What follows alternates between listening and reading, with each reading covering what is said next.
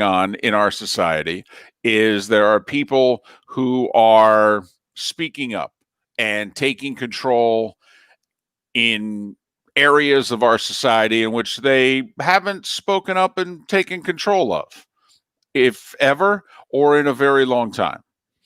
And one of them is taking place in college football. And we have wondered, when was the athlete going to say, you know what? Enough. I need to have a voice.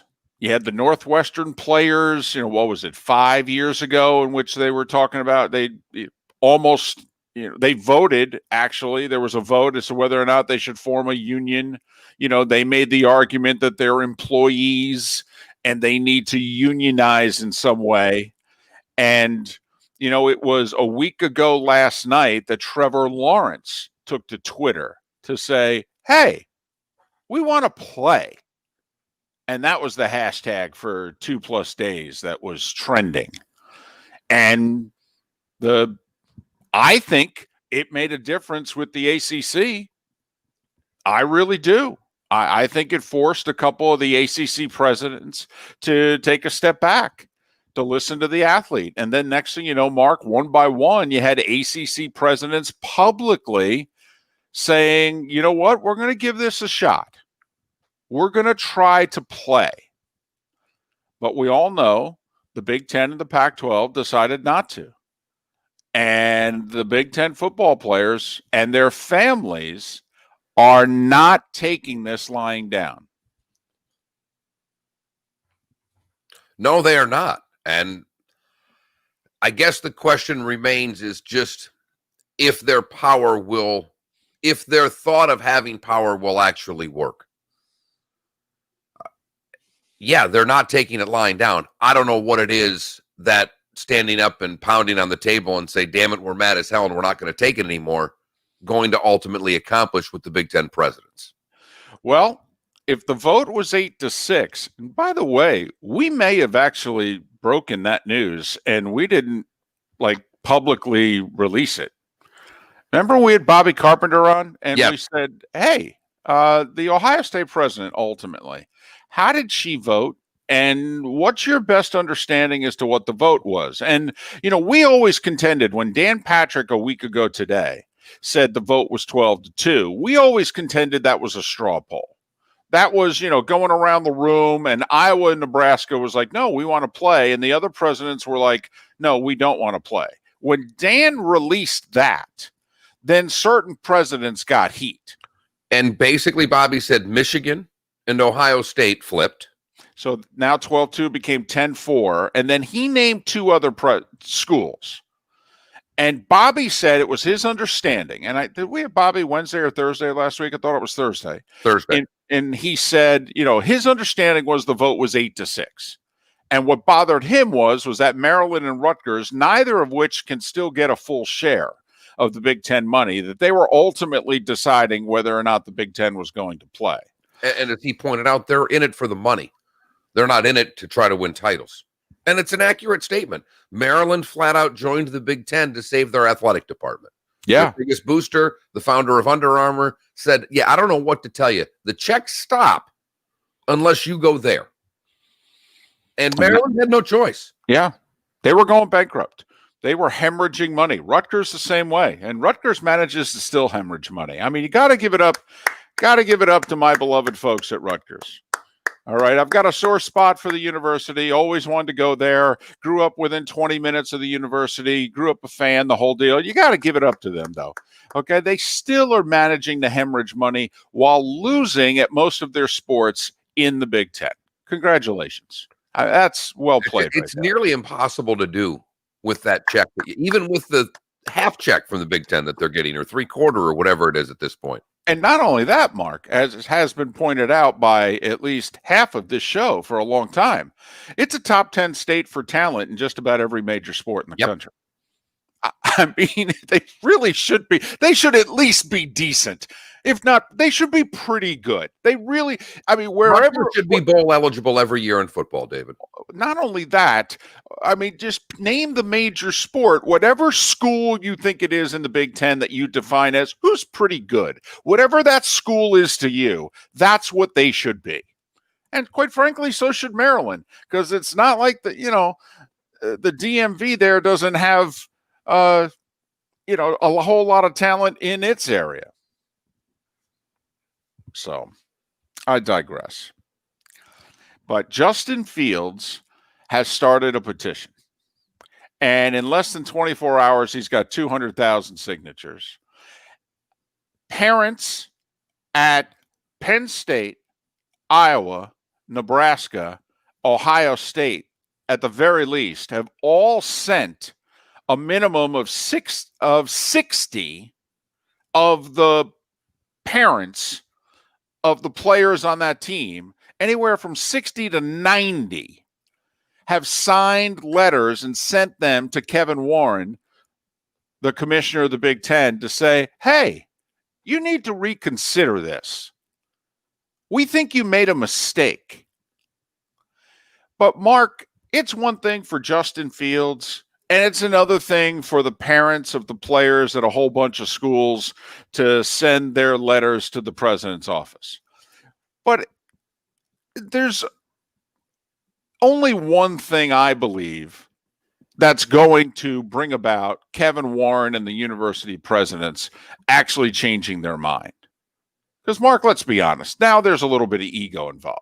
There's a little bit of pride. There's a little bit of ego. You stuck your neck out publicly as presidents and as the commissioner. You went down the road that you went down. If you flip-flop and do so this quickly, well, you might as well submit your resignation letter at the same time.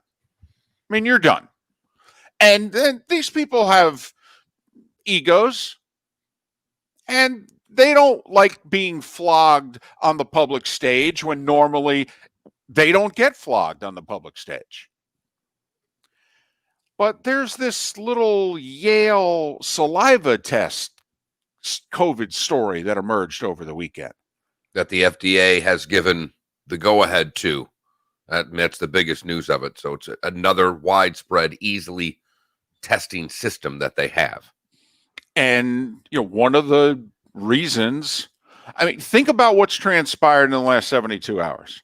The Big Ten and Pac-12 said, we're not going to go forward with football, in part because testing is a major problem, and two, because of the heart concerns that we have that COVID is bringing about. Well, on Saturday, the FDA approves the Yale saliva test, largely funded, by the way, or at least partially funded, by the NBA and the NBA Players Association. And I know there's a lot of people, particularly in our audience, who are not fans of the NBA and or the NBA players. And particularly the NBA Players Association. Right. All right. But this saliva test was funded, not entirely, but significant funding came about from the NBA and the NBA Players Association. Now, they've got selfish reasons to fund it, but still, all of us may benefit from it. So I think that's something that you should, kind of put in your side pocket there, your little shirt pocket there, and just go, interesting. But also, Mark, did you catch the news late Friday night heading into Saturday? The science. Remember, the Big Ten and the Pac-12 are resting their case on the science about COVID does real damage to your heart. Not in all cases, okay, but that there's a strain of it and it's causing secondary problems, big problems. And the majority of this stems from the Indiana lineman. I mean, that's why it's close to the Big Ten. The lineman for Indiana had COVID, had this heart ailment. His mother went very public with it, and that was the momentum, I believe, that helped the Big Ten presidents change their tune from a Friday when they were playing to a Monday when the season was canceled. I think her story had the biggest piece as to why the winds of change changed so quickly, and it went from athletic directors to president in a nanosecond, and then all of a sudden the season was over. Yeah, now there's only one problem. Apparently, the science, the stats, and the foundation for the research behind that study, yeah, apparently it's very faulty. Not to say that there are not instances in which people have developed some problems, but to the extent that it was portrayed a week earlier, and as you just eloquently pointed out, led to the dominoes falling and falling quickly, and the decision being made to end this season. And Mark, here's the beauty of it. Do you know the primary scientist that raised their hand and said, this study is faulty? That scientist works at the University of Michigan, who's the one that pointed out that the study that the Big Ten and Pac 12 were basing their primary medical decision on, yeah, this is wrong. The methodology is faulty.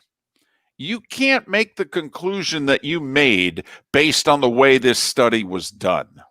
And others have then come out and backed the University of Michigan scientist. Could it get any richer than that? You know, David, because I try to find the joke in damn near everything in life because it's just the way I function. But can Kevin Warren go to the podium dressed as Gilda Radner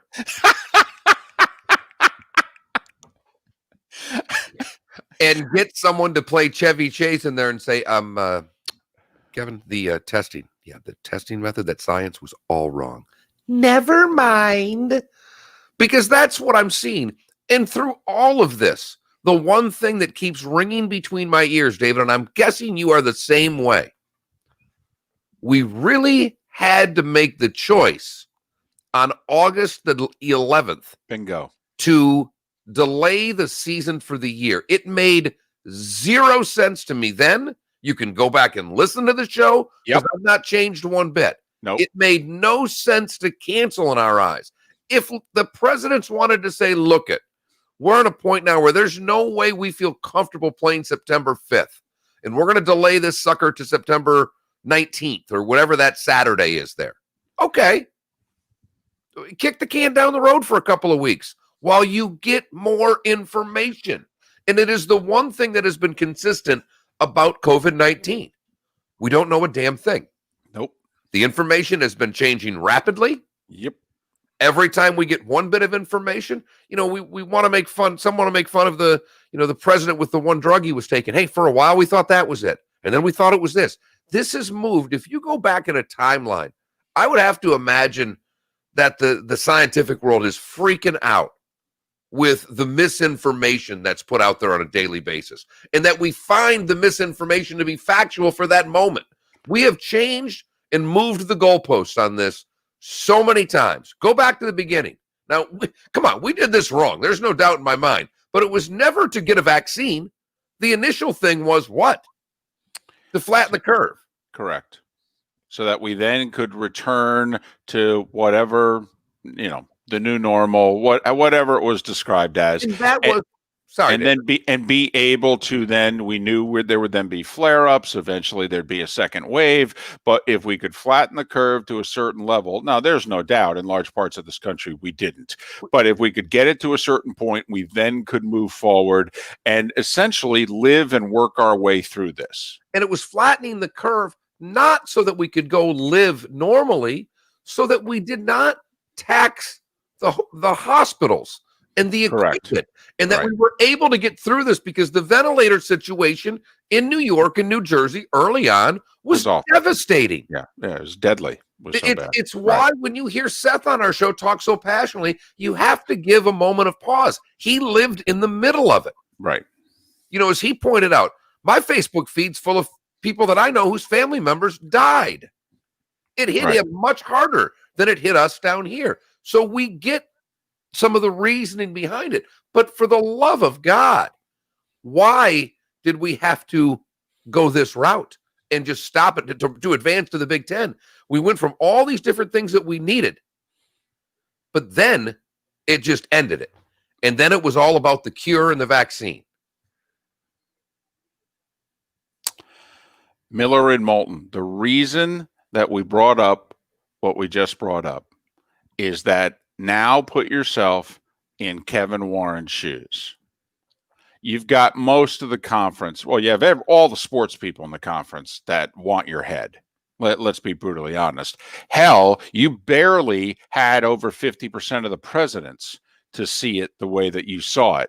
But the reason that you canceled everything on August 11th was because of the science. Think about it. If the COVID does to the heart what that scientific study claims, and it does it to the number of people that it does it to, well, then that's not going to change whether it's August 11th, August 15th, August 25th, September 11th, October, you name it. And so that's why they said, well, we can't play. We can make that decision now. We feel comfortable in saying medically, we can't play. And so we're going to cancel it on August 11th. When within 100 hours of canceling the season, Big Ten scientists began to debunk the scientific premise for your decision.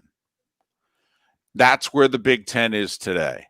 Oh, yeah. And the SEC is going to release their schedule tonight, and they're going to broadcast it on their network. And Mark, did you catch any of Kevin Warren on the Big Ten network yesterday with Dave Revson? I did not.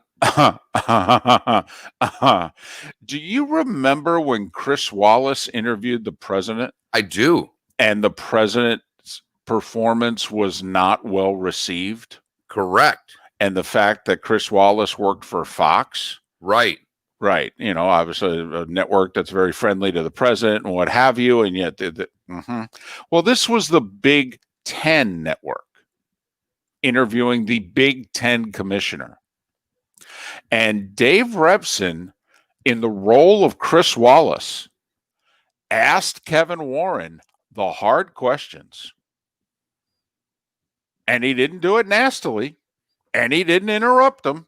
But when Kevin Warren would duck a question, he'd follow up and basically say, well, you didn't really answer the question, what I'm trying to get at. And Mark, he asked him, your son's playing at Mississippi State. Yet you just canceled the season for, I don't know, about 1,500 sons and their families.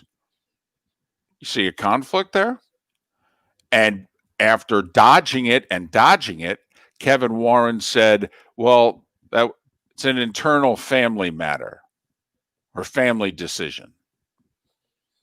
And Mark, needless to say, that answer is not being well received. You think? By many. I can't imagine, and we've had Revson on the show countless times. I can't imagine what Revson was thinking after that answer. Do I follow up hard and lose my job, or do I just let him die on the vine with that comment?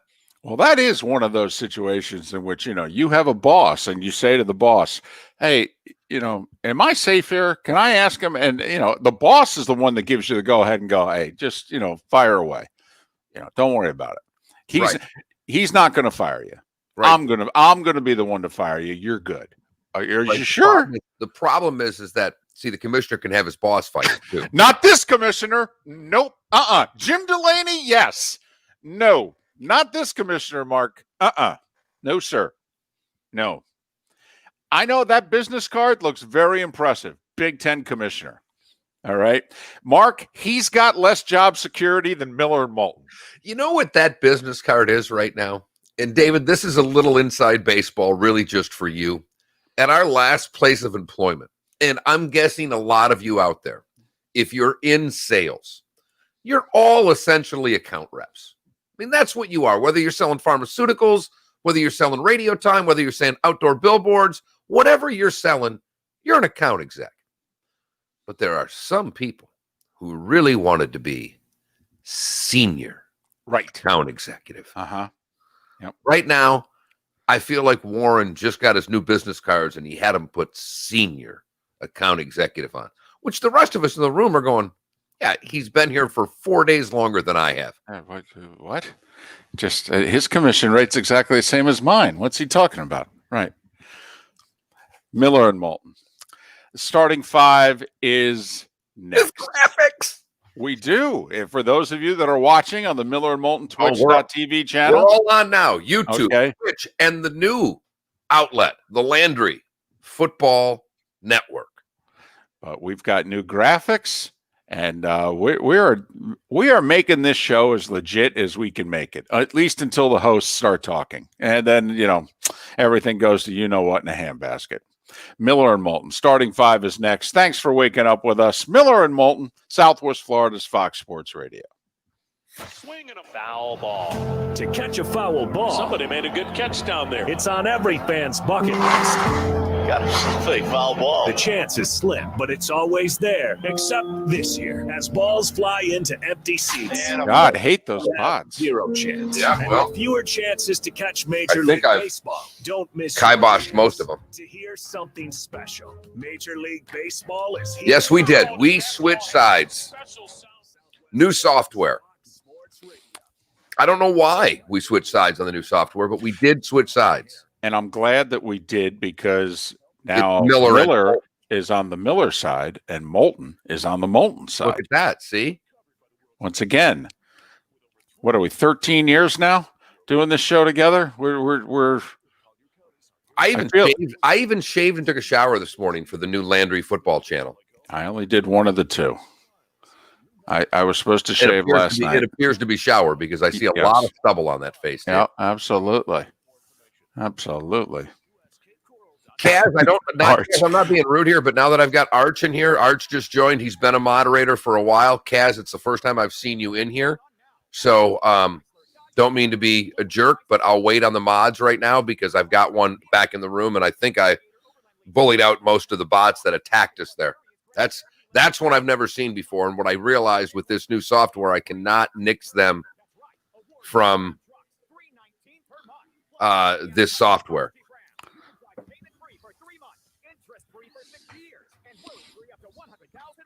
We are stepping on up. And I figured out it was on me, David, with everything that was wrong this morning was on me. 100% all my fault. Okay. Well, we figured Miller it out. and Moulton, YouTube, the station, everything. So all on me. So you turned it off and you turned it on, and there you go. No. I'm a jerk. Why am I a jerk, Kaz? Really? That's what you're going with? You've never been in our chat room before, and I don't make you a moderator, and you call me a jerk?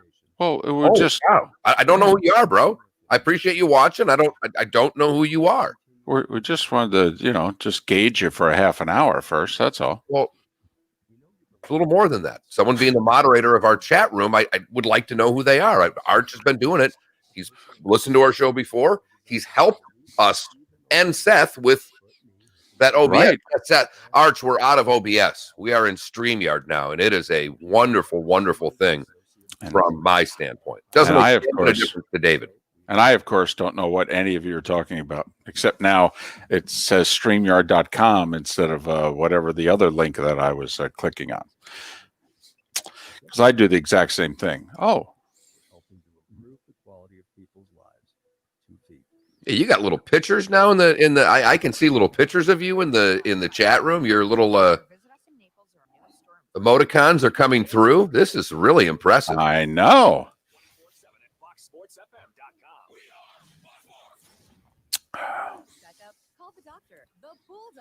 Oh, no, wait. For those that are watching and have watched this more than just today, you wait to see what happens in about 2 minutes with this show.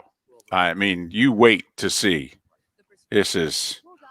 Hey, David. Emmys. Do you have... hang on. We're going to win Emmys for our presentation.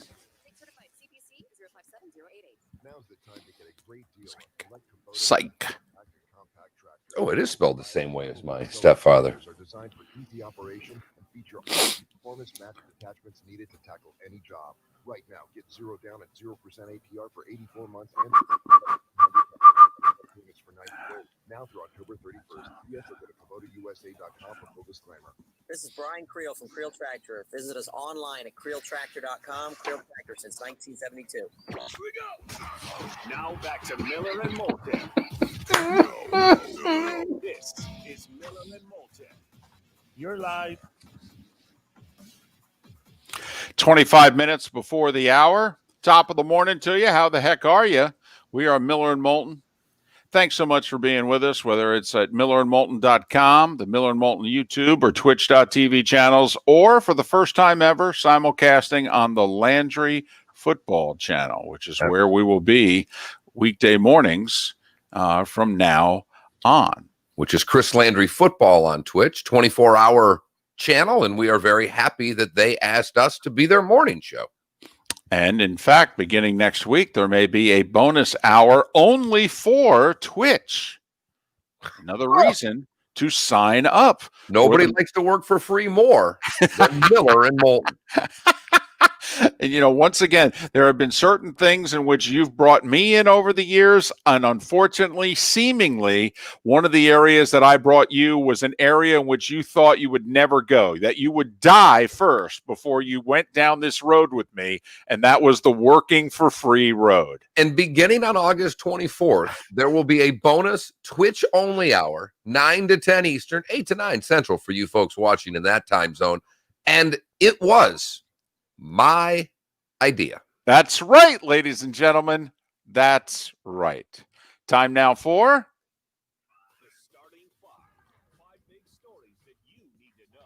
This is Miller and Moulton starting five. Fox Sports Radio and FoxSportsFM.com. I am begging all of you, all right, if you have not signed up for the Miller and Moulton Twitch.tv channel, could you please sign up if it is just for this week only? Because Mark has a new toy and he can make graphics. And we have a rolling scroll now at the bottom of our screen. And Mark just added our make-believe sponsor. The starting five brought to you by Schaefer Beer. Schaefer, the one beer to have when you're having more than one. Justin Fields' petition to try and play this year is now up to 200,000 signatures. Parents at a half dozen Big Ten schools have sent their angry letter to the Big Ten commissioner, wanting football reinstated. We'll see whether or not the public movement gets Commissioner Kevin Warren to move off his stance, and more importantly, the university presidents to move off their stance. But the SEC, they are moving right along. Tonight, 7 o'clock, live on the SEC network, they are releasing their 2020 schedule. Hockey playoffs, Mark. Islanders lead Washington 3-0 thanks to a 2-1 overtime win yesterday. Dallas and Calgary are tied at 2 games apiece thanks to the Stars' 5-4 overtime win yesterday. St. Louis gets on the board. Heck, it's their first win since this whole bubble thing started. They trail Vancouver 2-1, but they did win yesterday 3-2 in overtime. Chicago stayed alive. They beat Vegas 3-1, and they trail that series by that same score. And Philly took a 2-1 series lead over Montreal, shutting out the Canadiens 1-0. Mark, there is NHL playoff action beginning at 3 o'clock today with the Lightning and the Blue Jackets. And, David, I must tell you that the NHL playoffs over the weekend, while I loved them, they threw me for a loop because they had all of their programming scheduled on their networks. And when all of a sudden, we've not really had to go a lot of CNBC USA during the week. No. And all of a sudden, I'm looking at my phone and there's a game going on. I'm like, where the hell's the game? And I had to find it on CNBC. They threw me for a loop this weekend. Yep. A couple of CNBCs, a couple of USA networks. I know. I was flipping all over the place. I went and had picked my wife up from the airport, and we went and grabbed lunch right after. And I'm watching my phone as Caps and Isles go to overtime. And the last time I was there trying to get them to find a game at Ford's, the bartenders had no clue where channels were on DirecTV. It was like a TNT basketball game or something that they just couldn't find. Right. So this time, I just brought the manager over. I said, can you have them put the Capitals Islanders game. It's on channel 242. So, and she said, who are you rooting for? And I said, I'm really not, but I love hockey. She goes, no, that's the wrong answer. I go, all right, let me try this again. Who should I be rooting for? She said, the Caps. I said, go Caps. Even though I was rooting for the Islanders. And then the Islanders won 2-1 in overtime. So while the NHL playoffs start today, Mark, at 3 o'clock, the NBA playoffs get underway beginning at 1:30 today. That's right. I want you to think about this. It is mid-August. We have NBA playoff action beginning at 1:30 and going until about 1 in the morning. We have NHL playoff action beginning at 3 o'clock and going till about 1 in the morning. And then we have a full day of Major League Baseball. It's August 17th. 2020 may suck in a lot of ways, but it's given us the greatest August in the history of August. The 4 playoff series that get underway today. Utah and Denver start things off. It is worth pointing out Mike Conley left the bubble for the birth of his child. And, my understanding is when you come back, it's a minimum of 4 days. So Mike Conley could miss most of this series. Yeah, who cares about Mike Conley? Tuukka Rask left the bubble, period. Well, that's true. Tuukka said, I'm done. And didn't tell his coach. Told his GM and left. The GM had to tell the coach. And he's acted like they're all supportive of him. He ran. He'd said 2 days earlier, this doesn't even feel right. These feel like exhibition games. They can't win, and then he bails. Now, I get that he's got 3 kids, and I know we said we can't give guys a hard time, and this goes back to what Seth said. I don't want to know why you're bailing. Because after that, got young family, I get it. The bubble was tough on you. You couldn't handle it. But boy, oh boy, it was a tough look going out for Tuukka Rask. Baseball. The Rays end up sweeping a doubleheader from Toronto. They finished a suspended game, won that 3-2. Then they won the regularly scheduled game 7-5. Yankees swept the Red Sox 4-2. Atlanta took 2 or 3 from the Miami Marlins 4-0. Philly swept the Mets 6-2. The Cardinals actually played baseball over the weekend. Yes. How is that not the lead of the starting 5? After not playing for a long time and after only playing 5 games in the season's first 3 weeks, the Cardinals won a doubleheader on Saturday and lost to the White Sox yesterday 7-2. The Cardinals are 4-4. Most teams have played over 20 games. The Cardinals are 4-4. I will say this, Mark. Imagine you make your major league debut. Cardinals had a relief pitcher yesterday making his major league debut. He gave up back-to-back home runs, 4 in a row, tying a major league record in his major league debut. David, my favorite part about you giving the Cubs record is I like to just point out to everyone that the Cubs and the Brewers are both 3.5 back of, the Cardinals and the Brewers are both 3.5 back of the Cubs. Right. The Brewers, of course, are 10-10. And the Cardinals are 4-4. Right. Pittsburgh and Cincinnati were postponed this whole weekend because a member of the Cincinnati Reds came down with the coronavirus. They found that out on Friday, and so they canceled the whole series. This is the second series that the Pirates have lost because of the coronavirus, with none of their players having gotten the coronavirus. Chase Elliott, Mark, won the Daytona road race. That's what Chase Elliott does, David. He wins road races. He can't win anything else, but he can win them some road races. He's got, I think, 4 career wins, and the last 3 are on road courses, including the last 3 NASCAR road course races. He's won them all. Tyler Strafacci birdied the last hole to win the U.S. Amateur. Jim Herman was below the cut line late in his round on Friday. He birdies 3 of his final 5 holes to make the cut by a couple. He then shoots 61-63 on the weekend to win the Wyndham Championship for his 3rd career win. He wins $2 million, an exemption through 2023. I don't want to say that 61-63 came out of nowhere. The guy had only made 7 out of 19 cuts this year. Wow. It's a par 70, but still. Doesn't matter. Go $124 on the weekend. How about that? Stacey Lewis, by the way, birdied a playoff hole to win a four-way playoff for the Scottish Open. It's her first win since becoming a mom, her first win in 3 years. Mark, I don't know if you noticed, but on the LPGA Tour, the tradition is to grab a bottle of champagne and they spray you with it. Stacey Lewis saw the bottle of champagne coming and stopped everybody and said, "Give me the bottle," and just grabbed it and started drinking out of it. That a girl. And Jerry Kelly had a hole-in-one yesterday on his way to winning the Senior Players Championship, the Champions Tour back in action. It's the first major on that tour this year. And we end with some sad news. Aubrey Hill, who was a wide receiver coach at FIU, before that best remembered as a player coach with the Gators, part of the Fun Bunch there in the early 90s under the head ball coach. He died of cancer yesterday at the age of 48. And at 15 minutes before the hour mark, that is The starting five. Five big stories that you need to know. This is Miller and Moulton starting five. Fox Sports Radio and FoxSportsFM.com. That starting five brought to you by Schaefer Beer, the beer to have when you're having more than one. Feel free to continue to give us businesses that are no longer at 479-5551 in the Williamson Brothers Marine and Roofing text and talk line. For those of you watching on the Landry Football Channel, the area code is 239-479-5551. Miller and Moulton. We've got brand new graphics. I mean, it looks like a brand new show if you're watching on the Miller and Moulton Twitch.tv channel.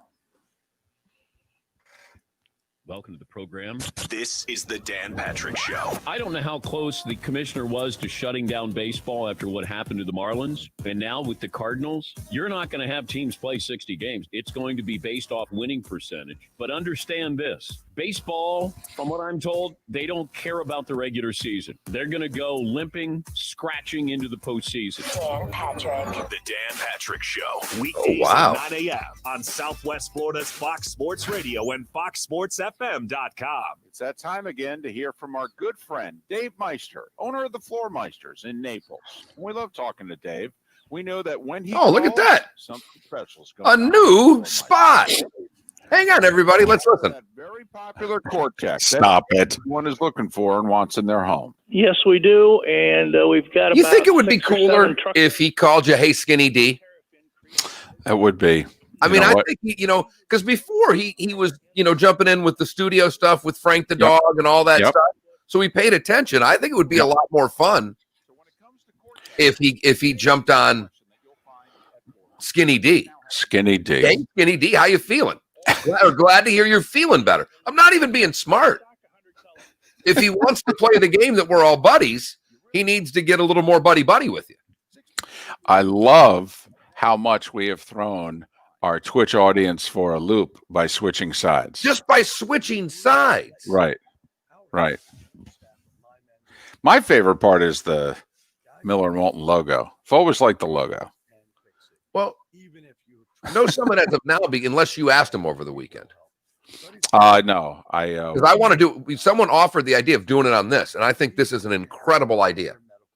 but I just said as of now, I'll reach out after the show. I'll reach out to Roto. It was only brought up on Friday. Yeah, I have to admit, wasn't top of mind. No, I mean there was baseball. There was a road race. Hello. There was a road race back-to-back days. What did Ross do? He was third when I looked, and then did he wreck? Who? Saturday? No, his transmission blew. Gotcha. Because He was in the third top in 10. the room, Yeah. and then I couldn't find him. I'm like, he must have something happened, and I didn't. Yeah, he was hanging right around the top 5, and then his transmission blew. They fixed it. He finished 36th. Gotcha. But, yeah. Mm-hmm. What about Schlitz? I got no problem doing Schlitz. Of course, I can't remember their moniker right now. I could mean it. Come on. How tough is it to find? I'd rather go Black Label. Hey, Mabel. Black Label. I think it's you, Foot Fan. I'm always a little blurry. Just depends on how quick I had my medicine. Good morning, Estero. Listen to Miller and Moulton at home on your Amazon Alexa. Just say, Alexa, Receiving. Over. play Fox Sports FM on TuneIn.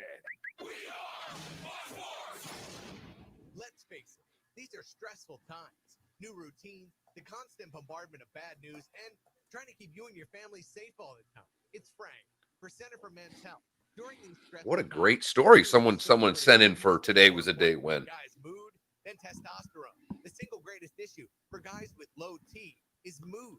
And the single greatest change for men that get low T care. We got the thumbs up from my mom. She likes the new look.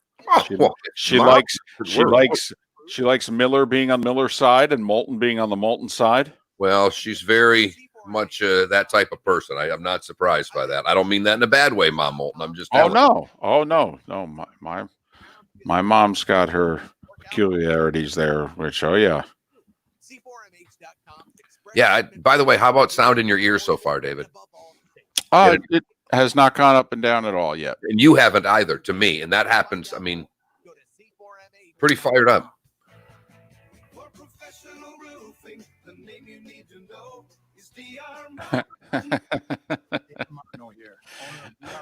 No, Seth, it doesn't. No, Seth, and it works just the opposite way. When you start doing stuff for free, you have a tendency to go down the road in which you do more for free. The thing is, though, I'm not doing the extra hour for free in theory. No, in theory, we've got somebody selling this. And in theory. Okay. To make this bigger, better. If anything, we're doing Miller and Moulton for we can make them stronger. We can build them. The Bionic Man, look at you. $6 million man, but that's it. I'm sorry. Bionic Woman. You're live. 9 minutes before the top of the hour. Thanks for being with us. Miller and Moulton on Southwest Florida's Fox Sports Radio, but we're streaming at millerandmoulton.com. We're broadcasting live on the Miller and Moulton YouTube and Twitch.tv channels, and now simulcasting on the Landry Football channel. Thanks to Chris Landry. It is a 24/7 football channel, and he chose us as his morning show, and we are honored to be a part of it. We are honored, but we wonder if Chris is just a little delusional. I mean, there's no doubt. I mean, all of the shows to pick, and he found scraping. You got to wonder how many people said no. Exactly. I kind of feel like Robin Williams in Good Will Hunting. How many guys did you see before me? You talk to him? Yep. Him? Yep. Come on. And that's kind of where I am right now. But you know what? No matter how we got here. We're here to do the job, and we're fired up to be a part of the Chris Landry channel on Twitch, as well as Miller and Moulton. Time now for our poll question, which we don't have. Because we spent the break talking to David's mom. She's a big fan of our Twitch show, and we appreciate that. And then everybody kind of chimes in. But our poll question on Friday, then went through the weekend, is how much of the NBA playoffs will you be watching, which starts today? And about 1 in 4 of you are in right now. I did watch the majority of the play-in game, which was, I thought, great basketball. I don't know how much of that you caught, David. None. Memphis. None. Oh, really? Yeah. Didn't catch a second of it. It's one of those weird games. Portland comes out and they're up 16 in the first quarter. Memphis answers back in the second, and they played really great offensive basketball. The game was in the 120s. So just an exciting game, fun game to watch, but Portland moves on. So from the start was 1 in 4, and about 57% of you say you're not watching. That right there, I think, shows us, David, our NBA audience. Right. I mean, 4 out of every 7 of those that responded is like, yeah, I'm not interested in the NBA at all. What's interesting, though, is that 2 out of every 7 are all in. So it is a canyon with very little in between.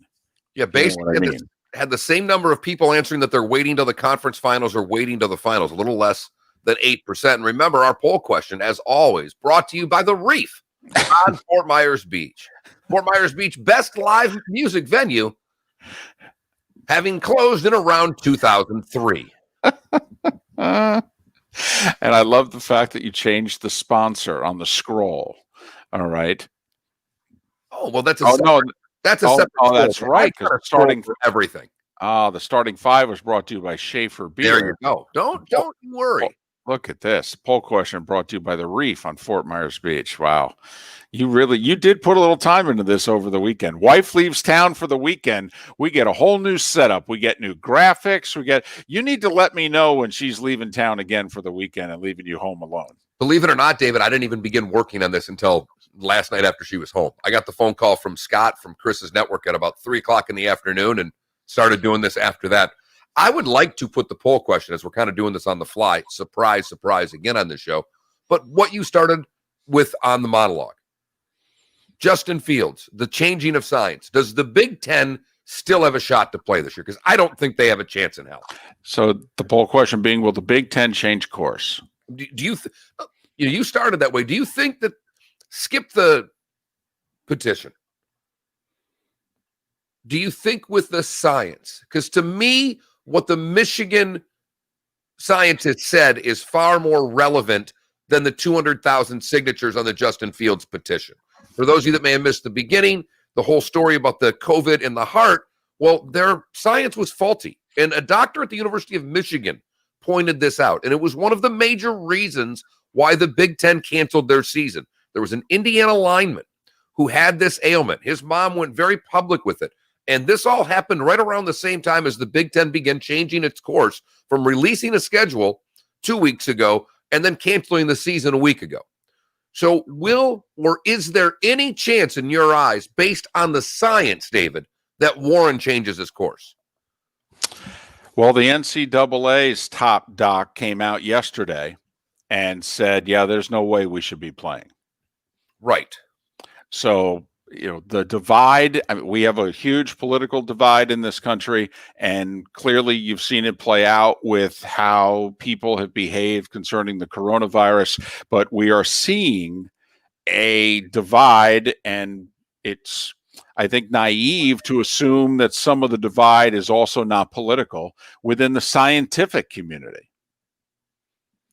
But the poll question being, do you think the Big Ten, because of the changing science, is going to change their mind about playing this football season? And I say no.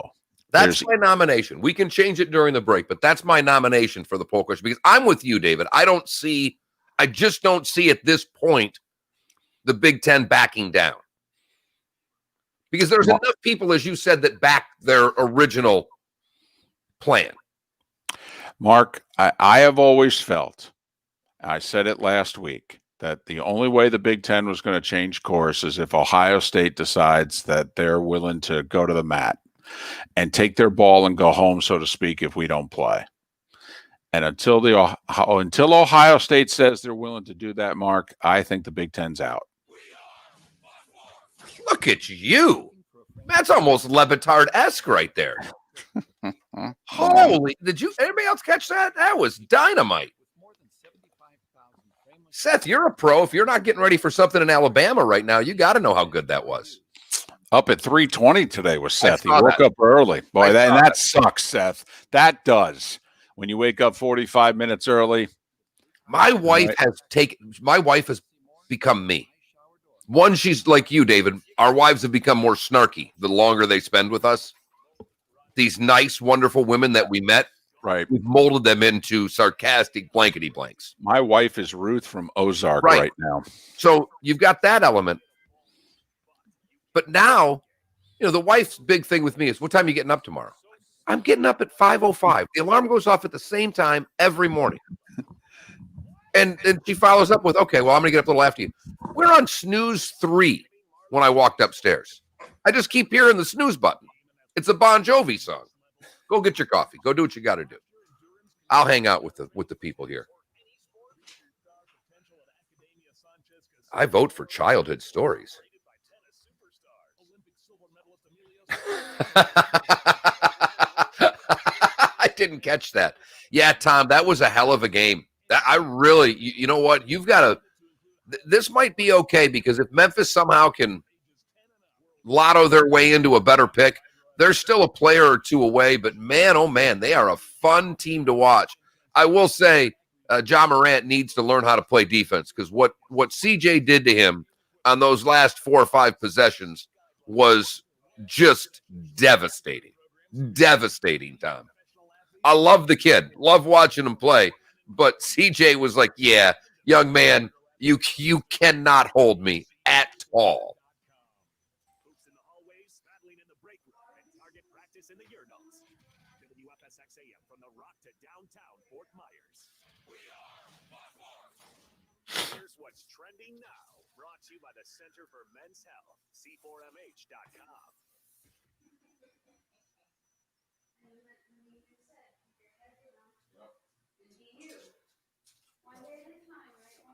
Yeah. And by the way, you being Whoops. you is a pretty terrific thing. Really? Really? Love you.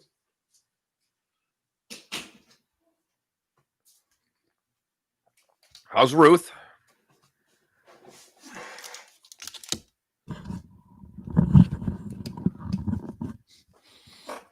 I can switch to this one if I want. Look at that. Go there. I can go there. Unbelievable. Look at that. Look at this. It's a boy. It's a boy with his new toy, ladies and gentlemen. A boy with his new toy. Yep.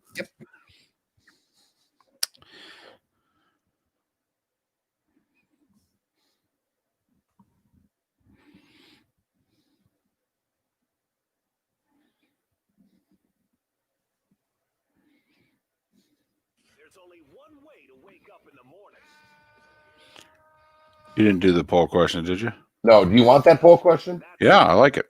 All right. I drove, which made me happier than anybody else behind the wheel of the car. And Moulton. Look at you. I'm the fan of the house. Southwest Florida's Fox Sports Radio. Broadcasting live from the Kobe Cooling Remote Studios, where it's always cool and comfortable. It's up to you now. It's up to you. Now, the best local sports show this town has ever heard. Here's Miller and Moulton. You're live.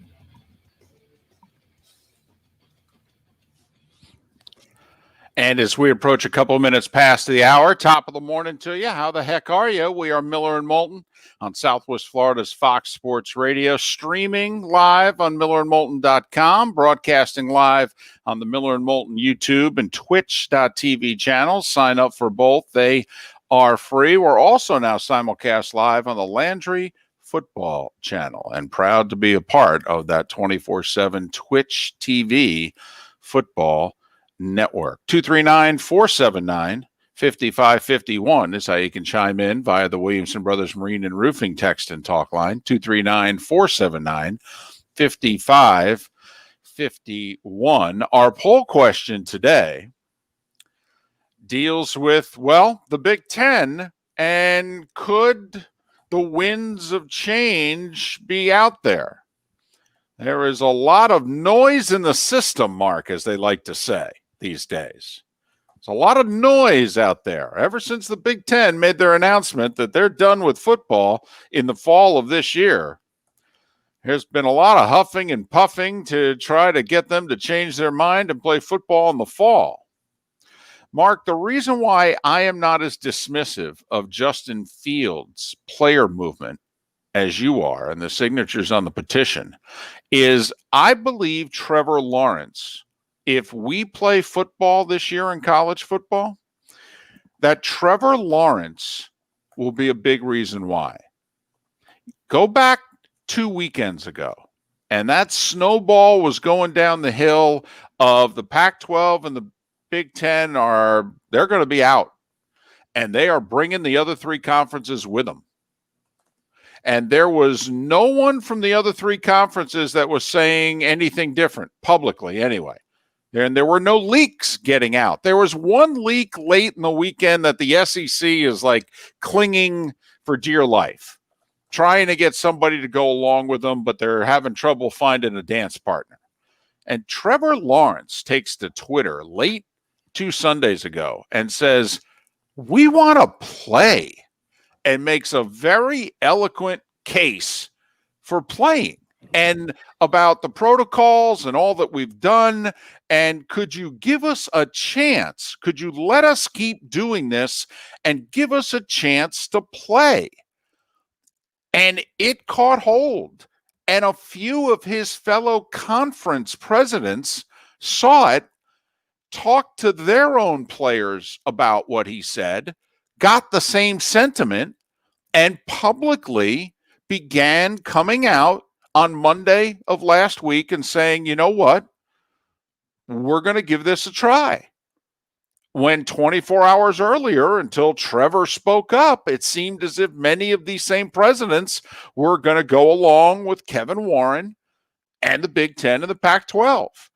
I mean, Mark, if we play football this year, I think you got to vote Trevor Lawrence for the Heisman. No matter what he does. No matter what he does. I honestly believe it. If he stays healthy, I don't care if he's the sixth best player in the country. And in some ways, Mark, I think he deserves the vote. Because I do think he's going to be a reason why they're playing if they play. Okay, with that being said, and I did include Justin Fields in the poll question because I do think it's part of it. I think the science is a bigger part, David. I guess I've been around sports long enough to know it, in my opinion, of what I've watched, and maybe that's changing right before my eyes. And if so, that's a good thing. But I have watched how little the athlete matters. They don't care about the athlete in any sport. Don't ever buy that they tried. I mean, it is interesting that with all, we can't play because of COVID, but my goodness, if you want to go get concussed, get in there. We don't care about that. I mean, this lie that we care about the health of the players is a joke. Well, only to a point. Right. So I've changed the phrasing of the question, David, and I said between Justin Fields' petition, easy for me to say, and the U of M scientists debunking the info on the COVID heart issue, do you think the Big Ten will change its course and play football? No. I wish they would. But the other thing that you pointed out, David, is that it's tough to believe that politics are not playing a part, because how do we have so many scientists that have so many different thoughts? How is the science different in Michigan, Ohio than it is in Georgia, Alabama, and Florida? Right. Yep. There's no doubt. Listen, I think it's maddening for us as citizens. Whatever side of whatever aisle you're on. I mean, I would like to think that in a pandemic that, we could all come together and kind of, do things as one than we normally do. And obviously that's proven not to be the case, but it is fascinating. It's one thing to have the politicians and everything that they can touch influence things in our lives. But clearly, I mean, we have, and I'm not talking about, what's going on in DC and those people on certain commissions and science and what have you. But I mean, now we've got Pac-12 and Big Ten doctors who see things a different way than ACC, SEC, Big 12 doctors, only now to have at least one prominent Big Ten scientist go, I don't know what you guys did, but you guys made a big mistake doing it based on this. This is wrong. You can't use this. Oh, really? Really? I mean, Mark, if you had to pick a school in the Big Ten to have their lead scientist come out and debunk the science that the Big Ten made their decision to cancel football on, would you have picked the University of Michigan? Because I would have. David, let me explain something to you. If there is, first off, let me start by saying this. I want Michigan to lose every game they play in every sport that they play until the end of time. That is my level of hatred towards the University of Michigan. So I want to get that out there so everybody knows where I stand. Now, I'm going to finish that with, if you want information, whether it's on science, whether it's on law, whether it's on business, there's only one place. There's two places you go to on the business stuff, Northwestern and Michigan. Everything else, you go to Ann Arbor. It's not a good school. It's a great school. And I've told people this before. My grades were pretty good in high school. I was borderline get into Michigan grades, and I had good test scores. I didn't apply for one reason and one reason only. If it would have come back, yes, I would have had to gone. And there was no way I was going to school there, even though it would have been a better education and I wouldn't be sitting here working for 3 cents an hour. I'd probably have a real life, but that's all right. We do, we're going to do an extra hour starting next Monday on Twitch for free. That's what David and I do. So absolutely, if there is any place that I'm going to trust coming out of the Big Ten, it's the University of Michigan. So I think that there's some there on that. I just don't know. The other part, David, I was shocked. Saturday morning I got up, and I typically tape the Bill Maher show because I think the new rules at the end of the show is one of the funniest bits out there. And usually there's some good information, even though he's pretty left-leaning. Well, the show has a political guest at the beginning, a panel, and then usually an entertainment guest. And that entertainment guest, when they're in studio, joins the panel. But they get a little one-on-one time, and then they get a little time with everything. That's changed. Now it's all, a one-on-one interview. Colin Cowherd was his guest. Look at that. Friday. And I'm watching the beginning of the show, and he had the mayor of Atlanta on, and then he had, two political speakers in the middle. And then he said, talk show and podcast host Colin Cowherd. And I went, huh? But while Cowherd and Maher had similar ideas of really we can, as Colin had, and he put it out on Twitter, so I was in Park City last week. I went to a restaurant, wore my mask at the table, took my mask off. We had 6 of us there. There was a table of, all the people inside, not the greatest ventilation, and we were fine. But I can't go to a Dodger game outside. Someone explained that to me.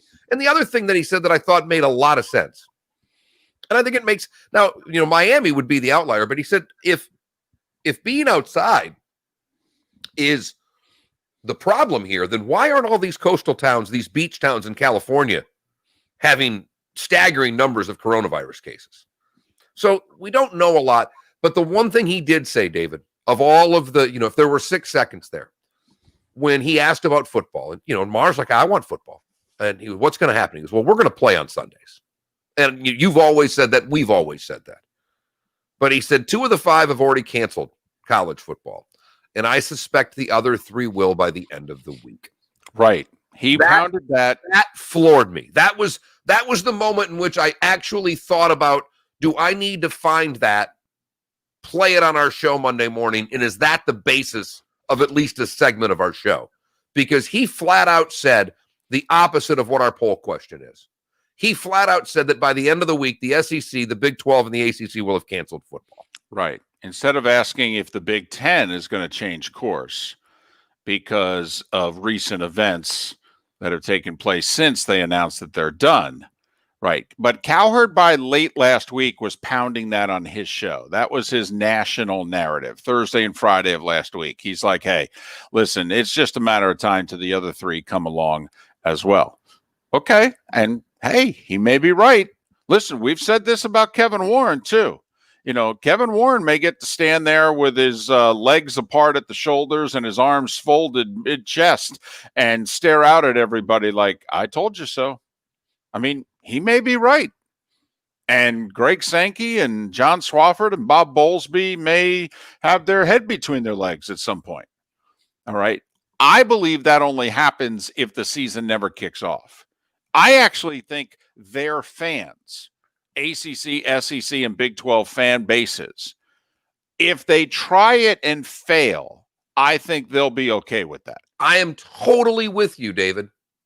I am totally with you. I will say, for the record, they both said on that show, and Bill Maher said almost verbatim what you said a week ago, David. It's un-American not to try. Thank you. And I just thought it was interesting that, here's someone who does comedy and political satire and those type of things, literally said the exact same phrase that you did when it came to football. And I am so 100% behind what you just said there, David, that I don't, the LSU fan who chimed in on our Williamson Brothers Marine and Roofing text line and said, yeah, I'm okay if we don't play because I've been watching that Alabama Clemson or that LSU Clemson game and LSU Alabama game. But that's the only fan base that'll be able to handle it, because they'll just go somewhere and they'll just watch game by game in the season and relive the 2019 season for another year. Right. The LSU fan would love being national champion for another year. Absolutely. They could probably handle 2021 being taken off and just ride this sucker for a while. But there's no other fan base in the South, David, that feels that way. Right. And when I sent my son the text that the Big Ten was canceled, there was just this, because he lives for Saturdays. And he's not a Big Ten guy, but he was nervous because if the Big Ten goes, does that mean his dogs don't play? And right now, I think that every football fan in the South is prepared for a season being canceled mid-season. They're not prepared for it being pulled out from under them before it even gets started, David. Now, there was one other development over the weekend that I think is noteworthy. Lincoln Riley had given the guys a few days off. Hey, we've been going at it for a couple months now. All right. When you come back, that's it. We're going to be full steam ahead until January. So, they went home in some cases. Now, some of them stayed local, but they, were not in the football bubble as best that it is being created nowadays. And so they went, Mark, a few days of guys being able to do their own thing. And when they came back, of course, they all got tested. Well, they went from 0 positive tests when they were working out together as a group to when they brought them in over the weekend and they tested them, they had 9 positive tests. And that is what certain presidents even, and for that matter, SEC Commissioner Greg Sankey a couple of weeks ago was like, when he announced we're not going to start until September 26th, and I was critical of it and others were as well, in which they said, well, why are you waiting so long? And he said, well, because our anticipation is in mid-August, when kids start showing back up on campus, we're going to get a spike in the number of positive cases. And we're going to need time for quarantine. We're going to need time to separate the athletes and just ride the initial spike out and then be ready to play. And that's why we don't want to play on September 5th or September 12th. That's why we're giving ourselves to the end of September. We want to build in some time. We think we're going to need it when kids return to campus. Mark, you have a son at East Carolina. A couple of the North Carolina universities were in the news over the weekend. East Carolina was one of them because they were busting parties right and left in Greenville, North Carolina. I mean, there were, I think, 4 of them in and around the East Carolina campus. There was a big one at the University of North Carolina. I think many people saw the video. Greg Byrne, the athletic director of Alabama, chastising a couple hundred people of his own student body and saying, hey, if you want college football this year, you need to behave differently than this. All right. You can't have 200 people packed as sardines with nobody wearing a mask. You put a mask on at least, or, separate, even if you're outdoors. I mean, help us. He basically said, can you help us out here? We're trying desperately to play. You're not helping. Imagine if we would have done this from the beginning, where we'd be. But I digress. I will go back to what I said last week. I will pound my fist on the table over and over. I know no one wants to hear it. This is simple. This is way easier than we're making it for football.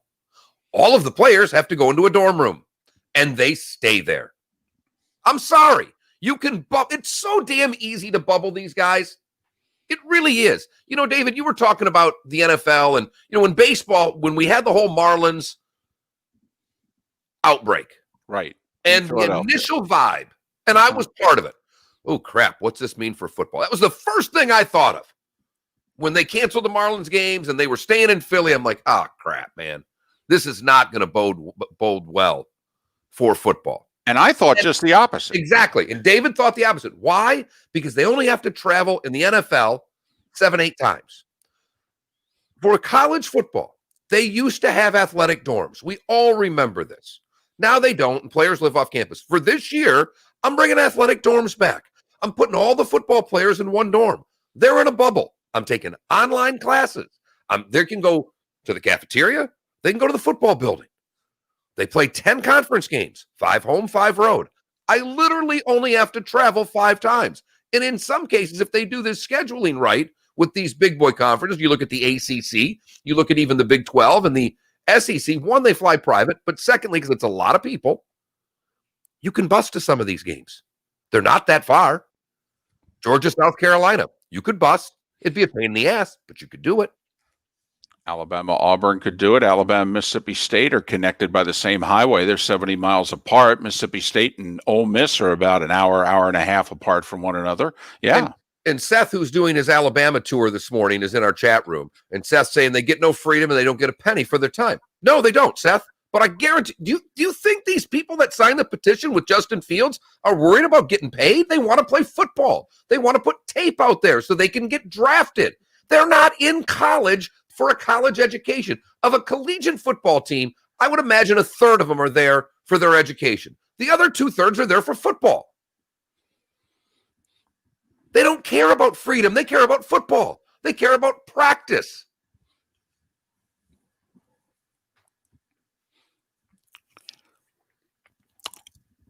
We've thought this for a while, and it's counterintuitive to what we thought 4 and 5 months ago. Late March, early April, the consensus, and we were part of it, was, well, the one thing we can't have this year, can't have sports if you don't have the kids on campus. And yeah, it's a bad look. There's no hypocritical, whatever. Absolutely, you're right. All right. However, if you think about it now, logically, the best way to have sports is to not have the kids on campus and to isolate the athletes. And since we know that that's not going to happen in most cases, we're saying, well, then let's isolate the athletes as best we can. And that's why Mark has said, I know we got away in the last generation from having just athletes in their own place, although not all schools, not all. I mean, actually, some have gone, they're very proud of the fact that they've created this as a football complex. I mean, at Clemson, I mean, they don't have to come in contact with the rest of the student population. They really don't. All right. They've built their own complex. And South Carolina's building is amazing also. And so that is our thought. That is our thought, that they need to somehow, some way isolate the football team as best they can. And the really tricky part, Mark, is academically. I mean, come on, let's be honest. They can isolate them in a dorm, but then if they are going to be in the same class as us and they're behaving and their social distancing is best and they're following protocols and we're just freshmen, sophomore, juniors, seniors on campus and we're partying. David, they're not going to those classes. I'm not letting them in. I'm talking full-on bubble. Right. You have the ability for them to take all of their classes online, which is what the majority of these schools are doing anyhow. Not to mention the numbers. While the numbers of COVID have increased and the deaths have increased, they're not increasing between people under the age of 25. They're just not. The numbers do not show that we should not be playing college football from the standpoint of the athlete. I get it to spread it to other people. I totally get it.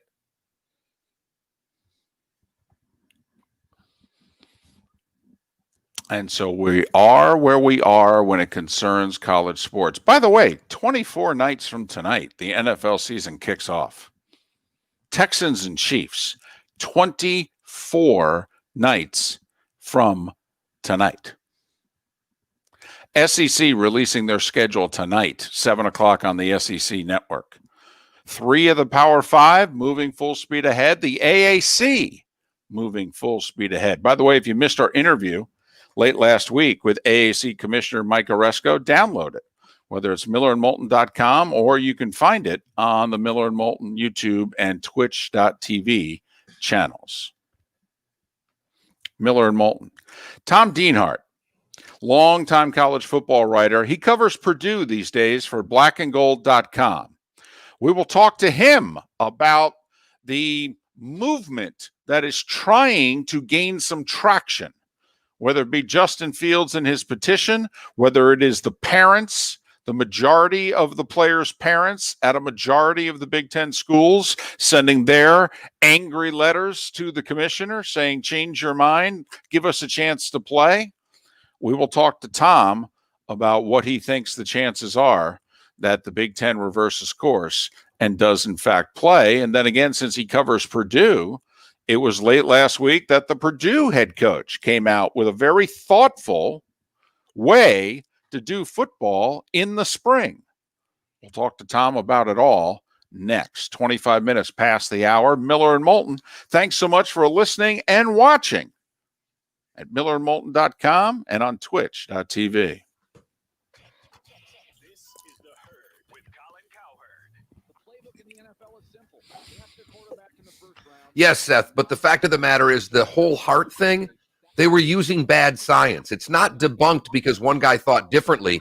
It's that a University of Michigan, a school in the Big Ten, one of their scientists said, this is wrong. It's not debunked because he said their theory was wrong. It's debunked because their science was wrong, Seth. There's a big difference there.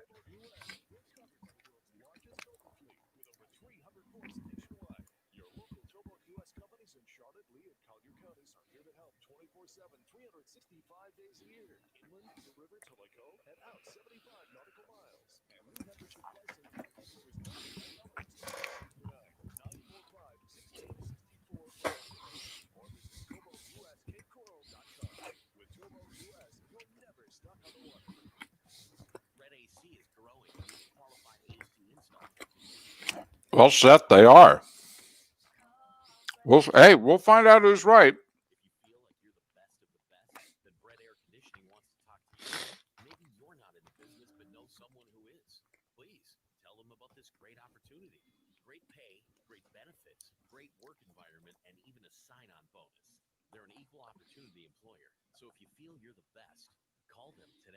Ideal candidates must be experienced, hold an EPA card, pass background check, have a valid driver's license with a clean driving record, and pass a drug test. Don't sweat. Call Brett, 239-566-3633. That's 239-566-3633. Tell me when we get to a minute, please. Okay.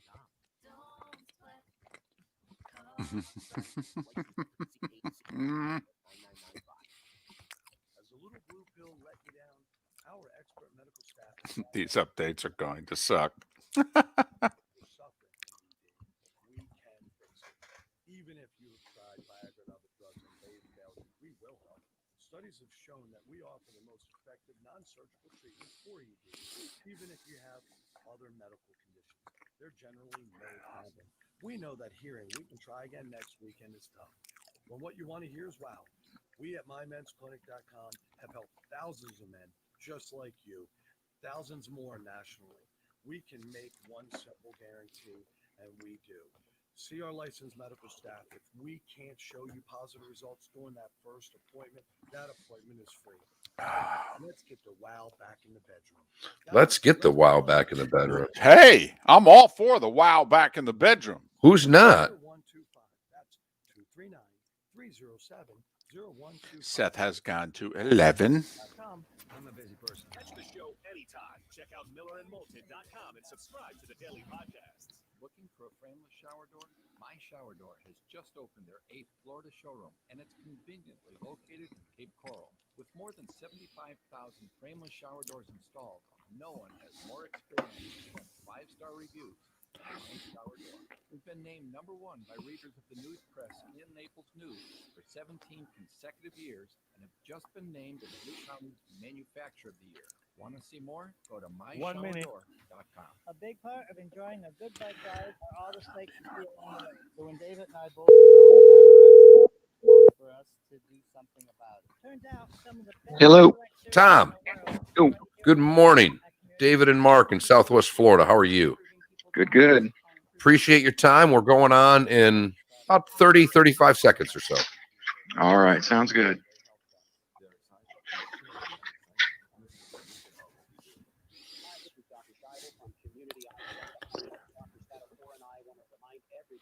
Be a spreader. Coronavirus is so tiny, 1 million particles fit on a head of a pin. As we run around in cars and play golf and go fishing and go to work and do the things we like to do, we are spreading the virus. The virus can only move with us. Over 65, diabetes, COPD, all these folks will be hurt severely by this virus. Wash your hands. Be careful. Don't be a spreader. Here we go. Now back to Miller and Moulton. This is Miller and Moulton. You're live.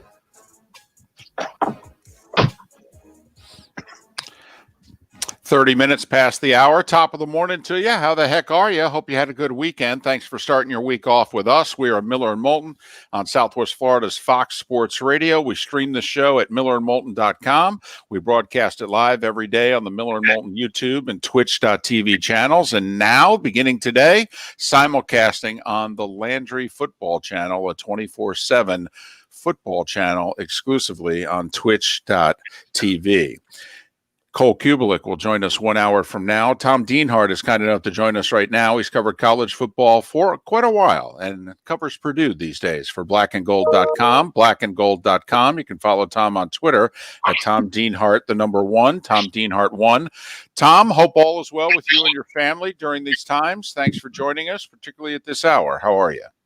Yeah, appreciate you having me. I wish we were talking under better pretenses with all this drama surrounding college football, the Big Ten in particular. But I tell you what, guys, it keeps all of us busy talking about it, doesn't it? Yes, it does, Tom. There's no doubt there. I want to start you with what our poll question is today, because obviously between Friday and now, I don't know if it's changed, but a lot of developments have happened. And between the Justin Fields petition, the University of Michigan scientists debunking some of the hard issues with COVID, do you think there's any chance that the Big Ten changes its course of play and plays football in the fall? Going to be interesting right now. Today, there's also the showdown at the Big Ten headquarters in Rosemont, Illinois, guys. Parents from, I think, Nebraska and Iowa are going to be there to hand deliver their letters, wanting an explanation from Kevin Warren, the commissioner, on exactly why the season was postponed last week. It was crazy. Last couple of weeks has just been nuts. The Big Ten unveils their schedule on a Wednesday. 6 days later, they're postponing the season. Again, these parents and players want answers. Maybe we'll hear from the Big Ten. I don't know. We'll see. But as far as reversing their course, guys, I don't know. I guess I have my doubts. I text and talk to a lot of coaches in the league, and one guy texted me back yesterday when I asked him that question. He didn't think it was going to happen. He thought too many people would have to admit mistakes, and we all know how ego gets involved in decision making. Nobody wants to say they're wrong. So again, I guess I'd be surprised again if the conference backs off this decision. But the way things have played out, I'll just say this: expect the unexpected, right? Well, that certainly has been the case these last 2 or 3 weeks. Tom, do you think that it's not just ego? I mean, let's face it. It's not just Commissioner Warren. It could be a university president. You reverse course now. In a way, it may help you short term this week in terms of your job. But what it will say, though, in terms of you and your ability to do your job, I mean, some of these university presidents and or the commissioner, they reverse course now. They might as well submit their letter of resignation with their new vote, right? Yeah, that's a great point. I tell you what, it's tough for these administrators. I think the parents probably maybe deserve an answer. I think they have to be listened to, and he also alluded to the Justin Fields petition as well. It's going to be interesting to see what type of traction that gets in the Big Ten headquarters too. So it's rocky times for the league. And I tell you what, I think a lot of Big Ten fans would have been satisfied if the league would have just kept trying to press forward through August, like the SEC and the ACC and the Big 12 are. Just keep trying, right? People want to see you try. They want to see you make an effort. I think if you got to this season and all of a sudden you had a raft of infections and breakouts, you had to quarantine players, you couldn't even practice. The league could have thrown its hands in the air and said, look, we tried. It's just not going to work. But again, the Big Ten pulled the plug so early. I guess you have to think, don't you, the information they were getting from their medical experts must have been awfully grave for them to make this decision so quick. But again, the idea that the Big Ten didn't even make a strong effort while other leagues are still playing, I think, really is the cause of a lot of this angst. We echo those sentiments so much. It's kind of where we've been on all of this. David, my co-host, said it's un-American not to try, and it just seems. Well, let me ask you this, Tom. One of the things that we've talked about, and we don't do politics, we do sports, but do the politics of today have much to do with this? If you look at, the governors in SEC and Big 12 and ACC country, largely Republican. It's the opposite in Big Ten country. How much do you think politics, if at all, had anything to do with this decision? I'm like you. I'm not a political guy, but I think you'd be foolhardy not to think it's seeped into even this decision. And it's funny you bring that up. I saw a tweet going through my timeline this morning. Somebody had chronicled the party of the governors in every state, Republican and Democrat, and whether that state was playing football or not. Boy, and almost to a man, it was a Democratic state, they weren't playing football. If it was Republican, they were playing football. It was really fascinating, to see that laid out like that. So again, I think politics probably are part of this, unfortunately. But again, I think these next 2 weeks, guys, are going to be crucial. Now, everybody's coming back to campus, right? Your state's getting flooded with their students, Florida State, Miami, South Florida, Central Florida. What's going to happen when you get 30, 40,000 kids back on these campuses? So we've already seen pictures on social media of kids gathering in masses. The outbreak is going to become commonplace where the teams can't even stay healthy. So, again, I think it's going to be interesting to see how these next couple of weeks play out, too. We're talking with Tom Dienhart. He covers Purdue for blackandgold.com, blackandgold.com. Follow Tom on Twitter at Tom Dienhart, the number 1. Tom, I think I saw the same tweet in which so far 25 of 26 Republican governors, their states are playing high school football. Seven of 22 Democratic governors, their states are playing high school football. And there are 2 governors that are undecided, and the tweet didn't disclose what party affiliation those 2 governors are. So that's, draw your own conclusions, but those were the numbers. Tom, what we've been discussing for a couple weeks is, back in the day, and make that day whenever you want it to be. But there were athletic dorms, and the athletes were just separate from the university. One of the things Notre Dame's always pounded their chest about, they didn't do that. They still don't do it today. The athletes are in with the general student population. Our thought has been, Tom, that if they're going to pull this off this year, they're going to have to separate the athletes from the rest of campus, not just for living conditions, but also even going to school. I mean, have you heard about universities doing that this year, whether they normally do that? It's a great idea. I guess I'm not sure if it's totally legal. It's 2020. Again, what's illegal? I don't know. I think people have broached this idea before, and it almost reached a professionalism. But again, I'm not sure. But it's a good idea. Create your own sort of pseudo bubble.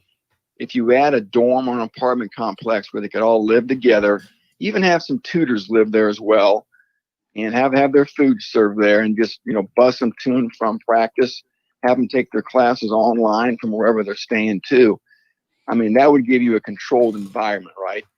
I think, basketball may have a better chance here in a few months, but I don't want to get ahead of ourselves. But again, you guys have seen the news too, coming up here about this saliva test that's been developed and that the NBA is using. Yale University came up with it. It's a cheap test, number 1. Number 2, it's accurate as well. And cheap and accurate, and plus you get a quick result. There's the big one. Those 3 things: quick, cheap, accurate. And again, that could be a real game changer. Now, how quickly can that, filter down to the college ranks? I guess I'm not sure. But again, that could be a real game changer moving forward here for college basketball. Who knows? Like I said, maybe it can end up being implemented for football. I have no idea on how quickly this can be disseminated and widespread. So again, and that was really encouraging news, I think, when that story sort of broke over the weekend. Tom, as you're talking, and most of the time I'd say, well, how quickly can they get it to the colleges? Most of the time in the past, I'd go, well, that makes sense. But, when I look at the Big Ten, and the money they're getting from the Big Ten network.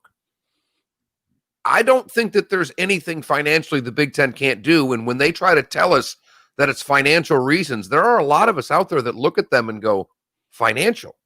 Really? You're the Big Ten. What are you hearing from a financial standpoint now that we're not playing football? Is this going to be the Armageddon for what happened at Stanford and Cincinnati, and we're going to see a lot of sports cut at Purdue and other Big Ten schools? I don't think you'll see Big Ten schools do that. I don't think you'll see sports cut. I think financial implications for the Big Ten point to liability. If these kids get sick, should somebody die, fellas? I mean, just think of that. All it takes is one guy. Is it really going to take somebody to die for everybody to pull the plug? I always say, we always wait for the plane to crash, and then we ask questions, right?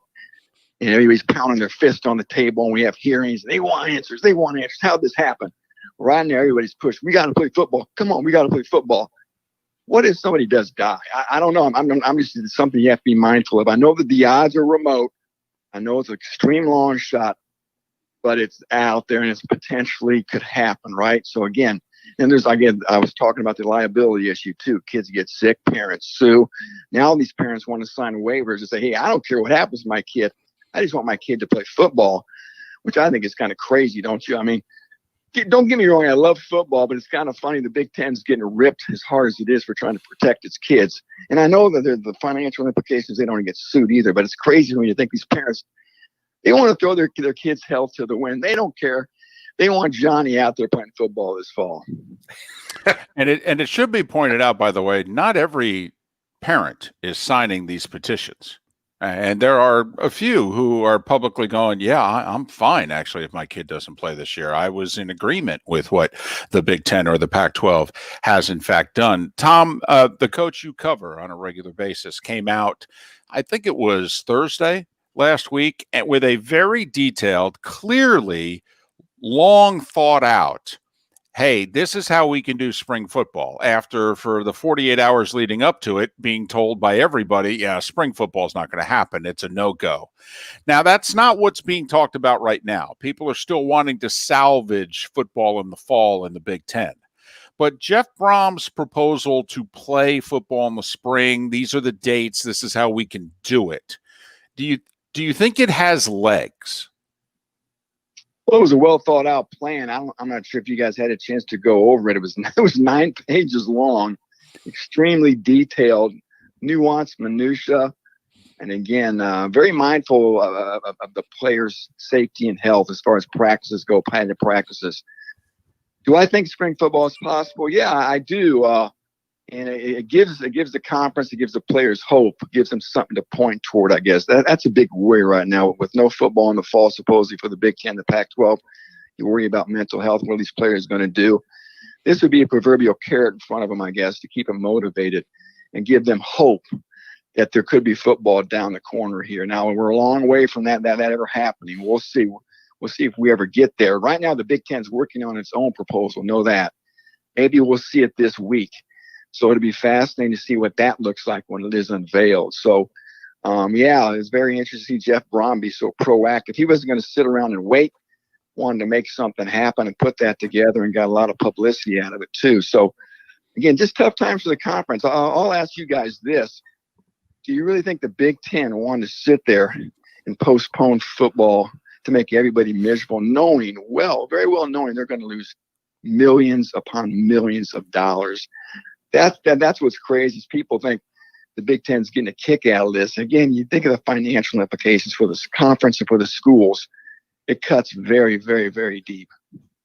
No. Well, no, I don't. Of course we don't. But Tom, I will. We had Bobby Carpenter on the show last week, and he may have put out some news. He said the vote was 8-6, which I've heard that disputed though too. But who knows? Who knows? But I mean, I'm a Michigan State alum.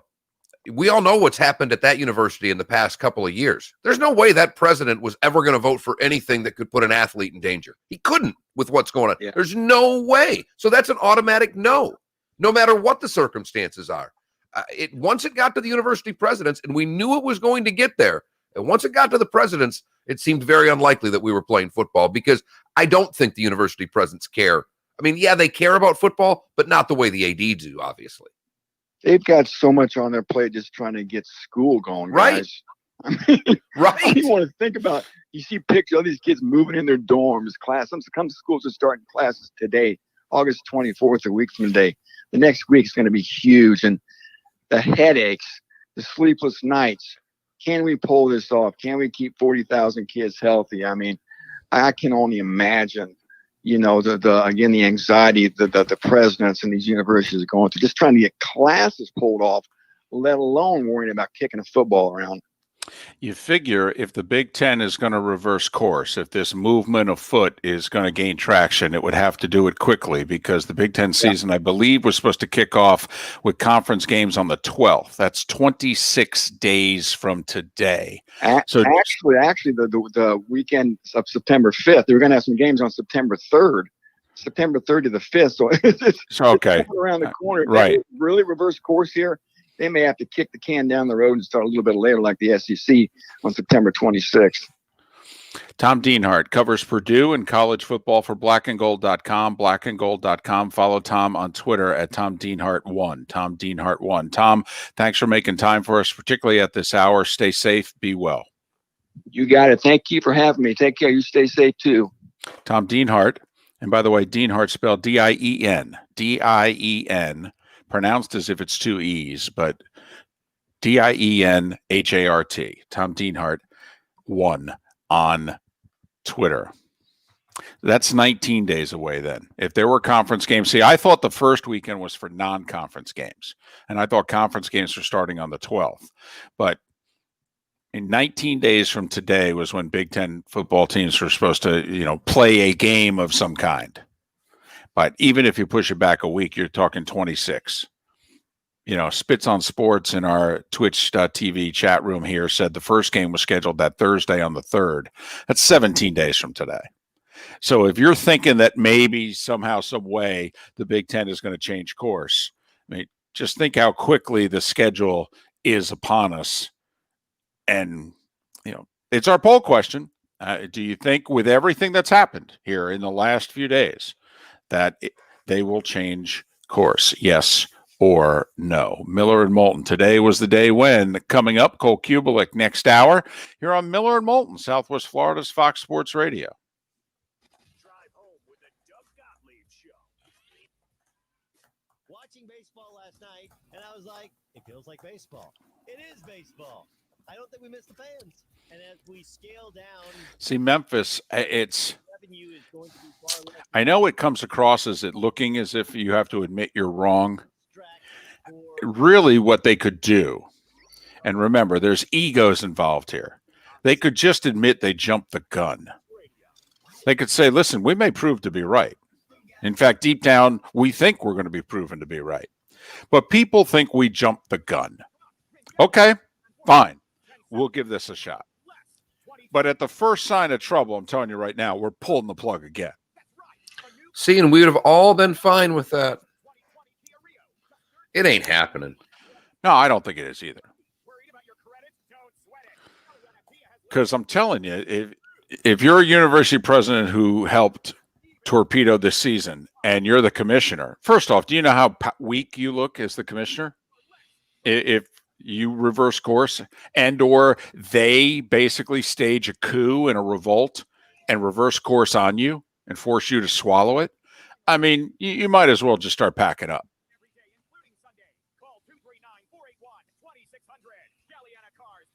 Now, I don't think he's going to be there a year from now. I really don't. I think that this... No, he's done. I'm actually, the more I think about it, Dave, especially with what's come out this week, now with the players and the petition, it's not. I don't think any of it does a damn thing to change what's happening in the fall. But I think it is, I mean, with every new thing, it's just another nail in his work coffin, if you know what I mean. Spitz, they can push that game back, though. I mean, let's be honest. They can push games back. If because they stop the season for a week to 10 days and then they decide to start it back up again, they can push games back. The Big Ten title game does not have to take place on December 5th. Correct. I mean, they could look at that. Again, this is why it makes zero sense as to why they canceled the effing season. hey, we put these dates out. We're going to move them to September 20th. We're going to talk to you in a couple of weeks and see where we're at. We really want to play. We don't know if we'll be able to. What's wrong with that?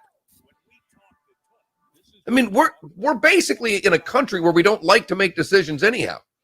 And the Big Ten makes a monstrous one that most people think's the wrong one. Crazy.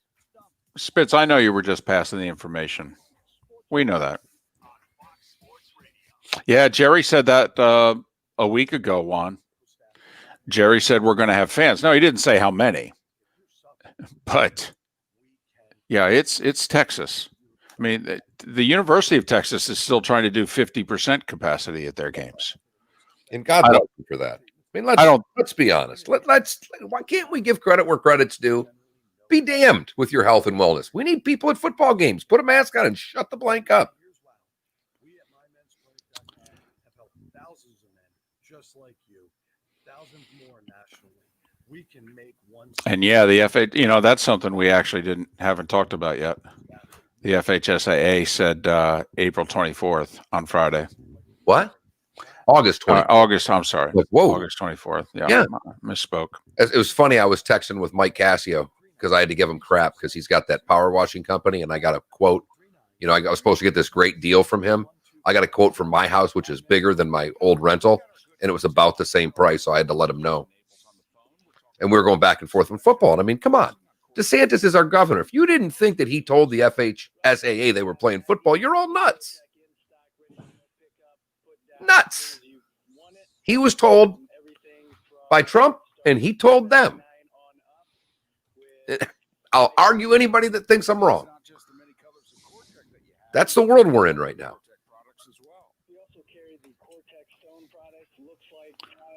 About half the kids, David, by the way, I was with my friend who works for the school board on Saturday. She took my daughter for a couple hours and the kids played. Looks like it's about 50-50 right now. Homeschool versus, virtual school versus regular school. Yeah, the Lee County, I guess, gave parents 4 choices. And of those that responded, it was like 41% and 38 or 39% were the top 2. And then the other 2 didn't get a whole lot of support. So it was evenly split between going to school and staying home. Which, like she said, should mean smaller classrooms. I mean, there's a lot, it's fascinating. But what the protocols are when things go badly is what I'm most interested in. 8 minutes before the top of the hour. Welcome back, Miller and Moulton, Southwest Florida's Fox Sports Radio, streaming at millerandmoulton.com, broadcasting live the Miller and Moulton YouTube and Twitch.tv channels, and being simulcast for the first time today. Proud to be the morning show on the new Landry Football channel, which is exclusive to Twitch.tv. Time now for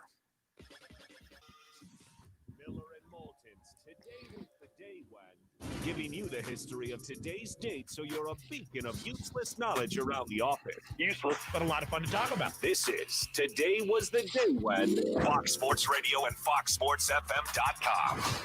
Today was a day when, brought to you by the Witch's Brew in Naples. If you're looking for a rich widow, look no further than the Witch's Brew in Naples. Unbelievable.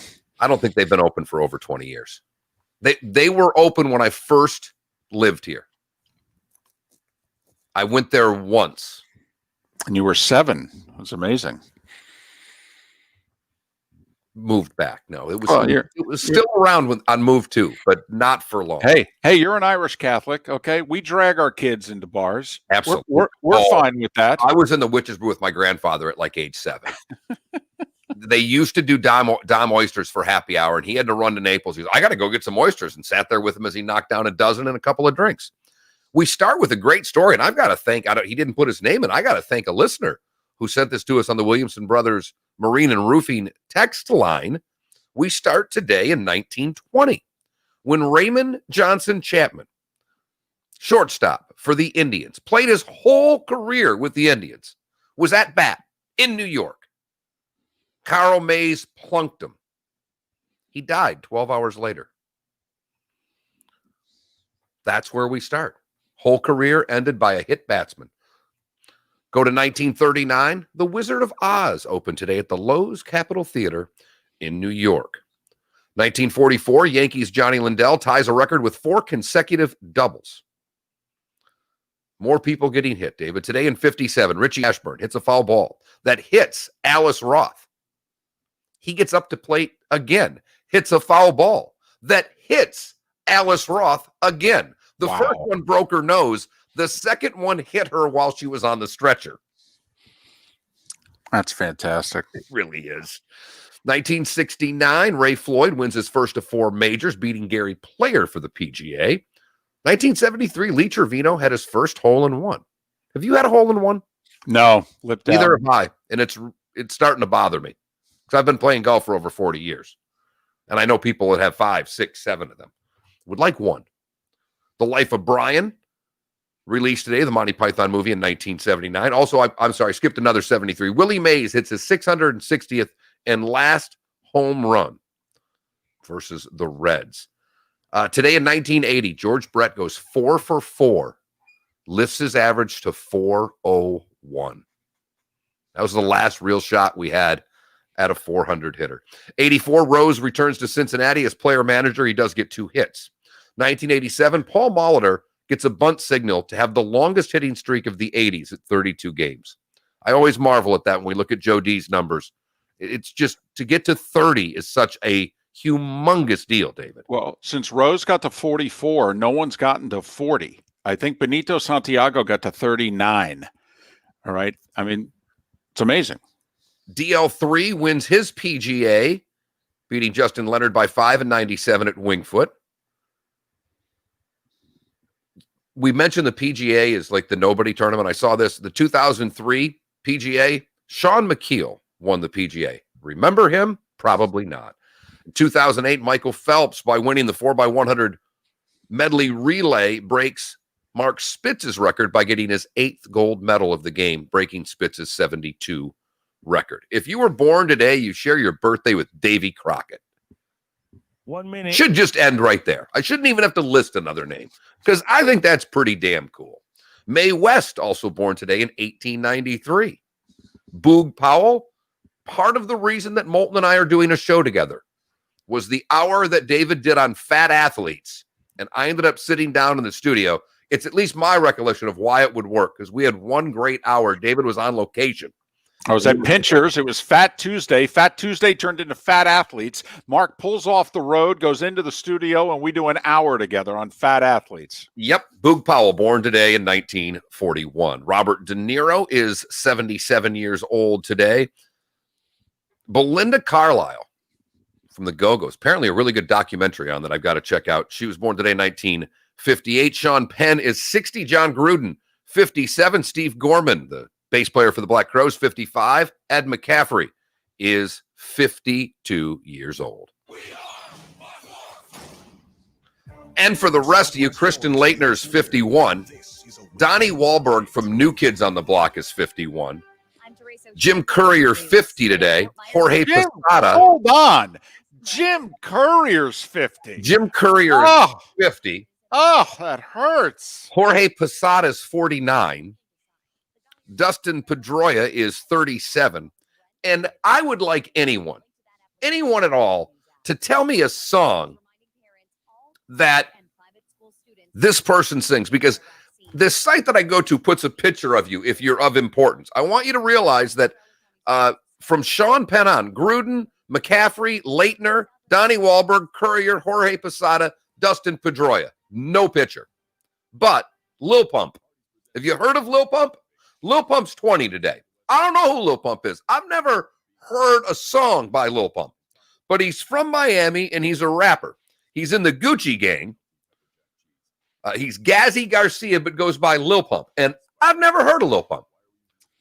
So I was going to, if I had time and I ran out, I was going to include it for David, the hip-hop connoisseur that he is.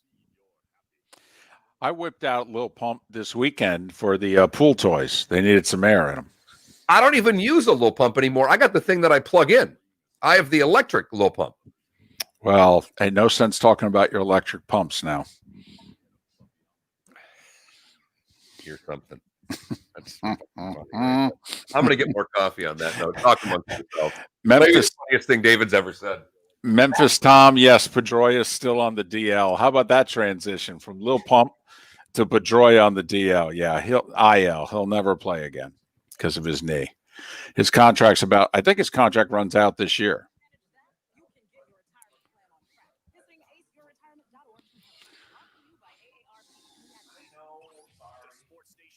For those that go back to our first act, we had Chris Rose on, and he does the show with Millar on MLB Network. He also does some NFL work on Fox, and we were talking about Lil Kim, and I threw in one of the times that I said it, the little bit of a sound like a T.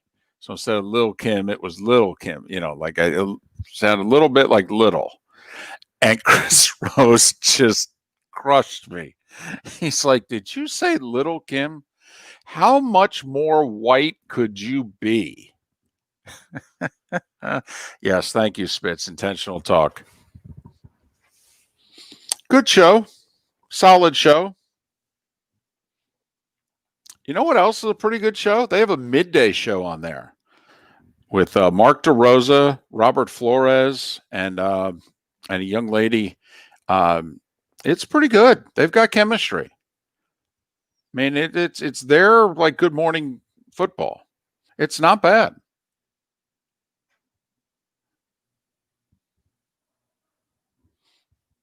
So my wife's leaving for work. She gave me a dog update on her way out the door.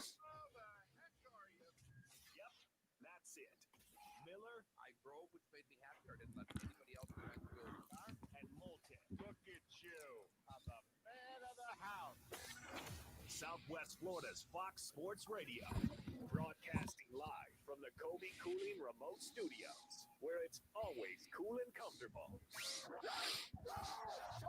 It's up to you now. It's up to you. Now, the best local sports show this town has ever heard. Here's Miller and Moulton. You're live.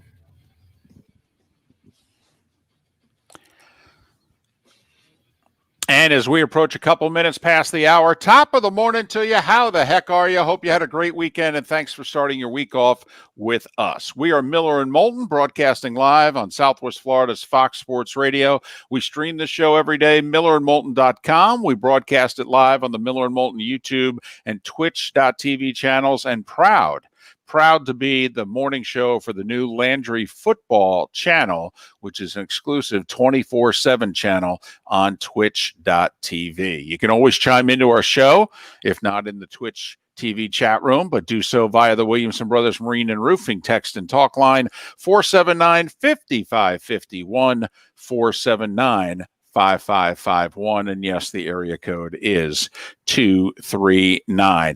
We've ended up talking a lot of college football once again today.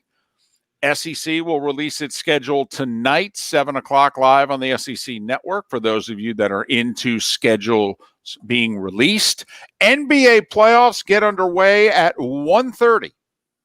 NHL playoffs continue at 3 o'clock, and another day in this shortened baseball season, a full day of games. I mean, think about that. August 17th, NHL playoffs, NBA playoffs. You literally can play hooky beginning early to mid-afternoon and watch hockey and basketball into Tuesday morning. It has been a messed up year, to say the least, and yet in some ways it has given us a few gems.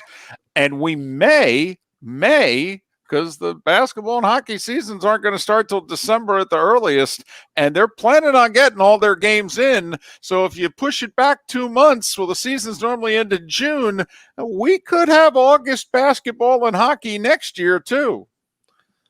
We could. You know what I was really hoping for, David, is that, I took in a lot of hockey last night, but I didn't bother with the Blues game. I mean, that started at 10:30. I didn't either. Watching. I was out. I'm not even going to start with Vancouver in St. Louis.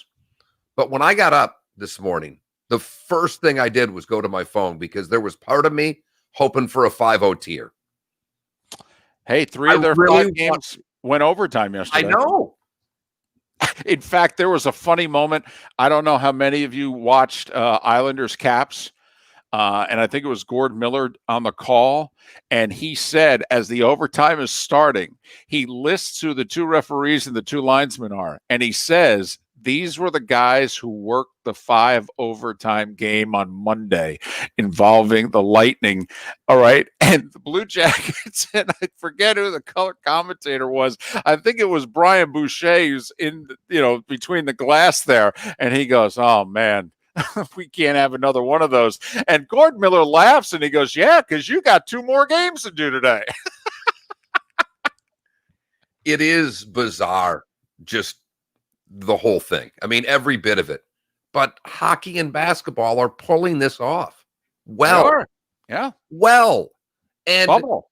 the hockey, the play has been tremendous. There is nothing about the level of play that you can look at and say that it's sloppy. Yeah, a little bit of the second game between Columbus and Tampa was sloppy. They played 8 periods the game before. Right. They were a little whipped. So it doesn't matter in what year we play that game. It's going to be a little off. But the hockey's been spectacular. I mean, Dallas scores a goal late yesterday, gets disallowed with their netminder pulled to tie it. Then they pull the netminder again and tie the game. And then win it in overtime to even that series at Colorado 2 apiece. is way down in their series. They give up the empty net goal, score a goal 30 seconds later to make it a 1-goal game and have an opportunity. I mean, these games have been terrific. The Blues win last night. If not, the defending champs are damn near out of this thing. I mentioned I watched the Memphis-Portland game. I thought it was played at a very high level, and I did not watch a lot of bubble basketball, but those that did have commented on how good the basketball is again. So basketball and hockey have got it. They've got it right. It goes back to why I've said from the beginning we could put athletic dorms in. And I know, Tom Dienart did make a great point. I don't know if it's illegal because I think they ruled athletic dorms illegal, if you will, that they can't have preferential treatment. But to put them in a bubble for 1 year, I don't think they're getting sued. Maybe. Yeah, I don't think so either. And who knows? You just look at them and go, are you out of your mind? But this week, a lot of college campuses will have the students back by, and then you will likely see spikes in COVID rates and positive tests, and that'll lead into Labor Day weekend. And that's when I think, Mark, that the SEC, the ACC, and the Big 12, their university presidents are going to be real nervous. That's when they could pull the plug on this season. I think the weekend coming out of Labor Day weekend and that week, all right, that's if the plug is going to be pulled, that's when I think it gets pulled over Labor Day weekend, because there's very few football games that are being played before the weekend after Labor Day. The week 0, I think literally there's only 1 game scheduled now on August 29th. And so and who knows if that game will be played. And there's not a ton that's actually being scheduled for September 5th. I mean, certainly not in comparison to what it was going to be, which is going to be the first full robust week of college football. And I think no conference games are being played that early between the AAC and the Power 5 schools. So to me, if it's going to get pulled, it's going to get pulled before the Chiefs and Texans 24 nights from tonight kick off the NFL season. And speaking of the NFL, arguably the most heartwarming story of the weekend, Alex Smith passed his physical and has been removed from the physically unable to perform, otherwise known as the PUP list. Alex Smith, who 21 months ago suffered an injury that is arguably the most gruesome injury that has taken place since Theismann. I mean, well, and there are many that feel that the injury was more gruesome. Theismann, who obviously pretty familiar with his injury and familiar with what Alex Smith's injury was, never mind what he went through afterwards, he said Alex Smith's injury was worse. Now, granted, Alex Smith has got the benefit of 30 plus years later medical treatments. All right. But he believes Alex Smith's injury was worse. And for those that don't know, it then developed an infection. The leg was nearly amputated. He had 17 surgeries, I believe. It's been 21 months. And he's in the final year of the 3-year contract that he signed when he was traded to the Redskins. He got hurt in his first year, missed all of last year, but he is now he's on their active roster. He can practice. They can keep him. Hell, he can be their quarterback. I mean, let's be honest. If he's healthy enough to play, who's a better quarterback today? Dwayne Haskins, who's just starting, or Alex Smith, who's a 15-year veteran and has always taken good care of the ball? I mean, you could certainly argue Alex Smith today is the better quarterback. And if he's healthy enough to pass a physical, you have to consider him healthy. Now, if I'm Ron Rivera, Mark, he's not my guy. Can you cut him? Well, you got to pay him, I think. I know, but can you just cut him?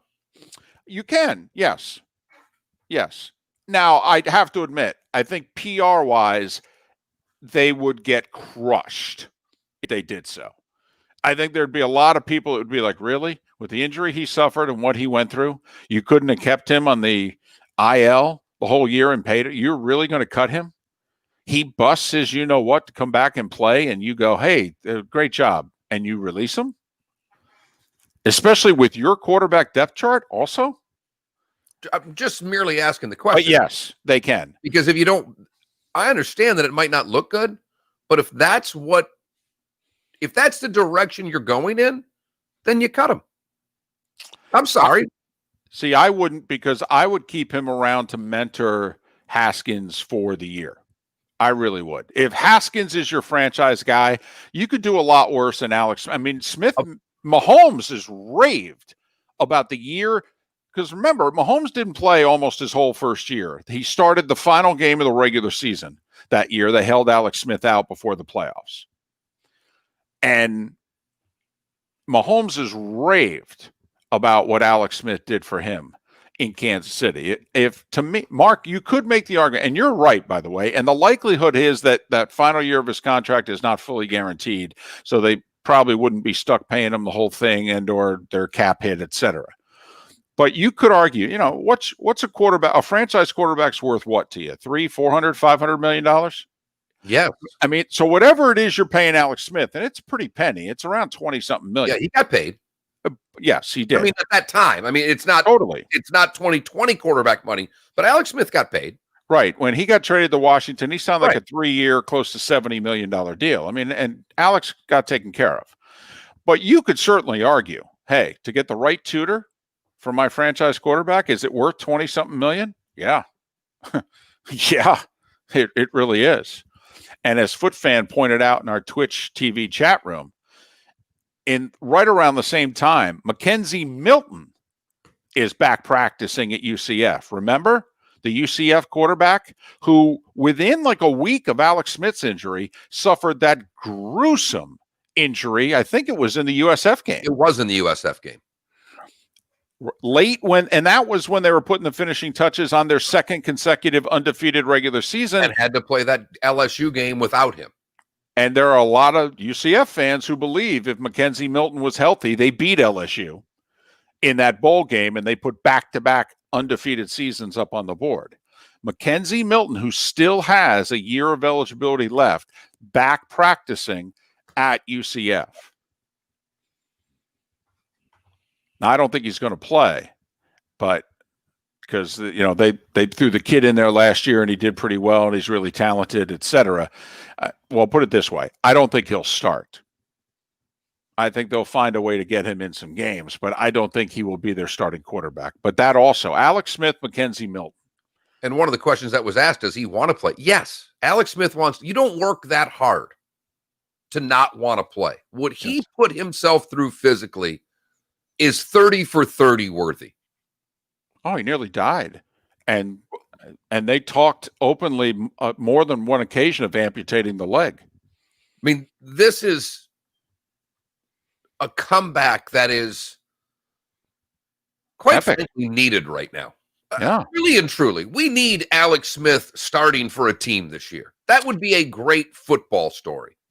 In fact, find the E60 that they did on Alex Smith. It's breathtaking, honestly. If you watch it and you can stay dry-eyed, then you probably need to professionally talk to someone. Honestly, if you can watch the Alex Smith E60 and not be moved by it, then you're in a dark place right now. God, I won't get through 5 minutes. I'll be crying in commercials. I can't watch it. It's remarkable. I don't need that in my life today. I want to go swimming with my kid instead, David. And Alex's wife bears her soul in that E60. It is compelling television for a very compelling story. Our poll question today centers around the Big Ten.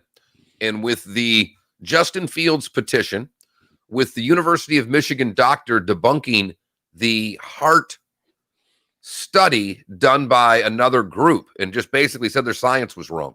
And here's why. I mean, he not only went scientist, he went Moulton at the same time with a here's why. With those two things going on, do you think that the Big Ten will change its course and play football? And I figured the vote would be this way. It's 85% no. And Tom Dienhart, who was on our show earlier, covers Purdue for blackandgold.com. He said it best when he said, yeah, a lot of people would have to admit they made a mistake. You know, we probably should have said should, not will. It would be the same answer the other way, to be frank. Even SEC guy wants the Big Ten to play football so they can make fun of them. The only reason for the Big Ten not to play is that the MAC canceled their season. We can't have that fun in September when 4 MAC schools beat 4 Big Ten schools. 479-5551, area code 239-479-5551. That's how you can chime in via the Williamson Brothers Marine and Roofing text and talk line. But hell, if you're in the, if you're on the Landry Football Channel or the Miller and Moulton Channel on Twitch, you can simply just post your comment and it just pops right up here. I mean, David's involved today. He's having so much fun. He can see all of the texts that come in. I mean, this is as excited as he's been to do it. Combination of two things. David can see all the text today, and we've switched. There's been a juxtaposition of Miller and Moulton on camera. It now is Miller and Moulton. For the longest time when we did this, it was Moulton and Miller. Right. And that bothered David. A little bit. It was weird. And all of the people who watch were quickly chiming in. Hey, you guys are switch sides on me. What the hell's going on? Right. Picture looks better. New graphics. We switch sides. I can follow everybody in the chat room. All right. I feel like I'm a part of a new show. New graphics. Hey, it's like when you're watching your local news and all of a sudden they come out with a new graphics package and everybody goes, hey, look at them. Look at that. Yeah. Or redo their website and it's just awful now. You know who I'm talking to as well. You know exactly who I'm talking to. Unbelievable. What a disgrace. Wow, you are really offended by this. Boy, you could tell how old you are getting angry at a local news station for changing their website. Boy, how old are you? Answer, pretty blank and old, I'll tell you that. Yes, I am, damn it. I mean, I want the old one back and I want it back now. I mean, man, oh man, now all of a sudden, why don't you start complaining about the Wheel and Jeopardy hour and then really date yourself? Man. My goodness. Take it easy there, big fella. 479-5551. Hey, I'm not saying you're wrong, but boy, you know what? I think it's just the fake outrage of doing sports talk radio. You work yourself up all day during the show that you bring something up and then you start having fake outrage about it. And then we get to a break and I go, are you really all that upset about their new website? It's not user friendly. The other one was. That's all I'm saying. You have to make a switch. My goodness.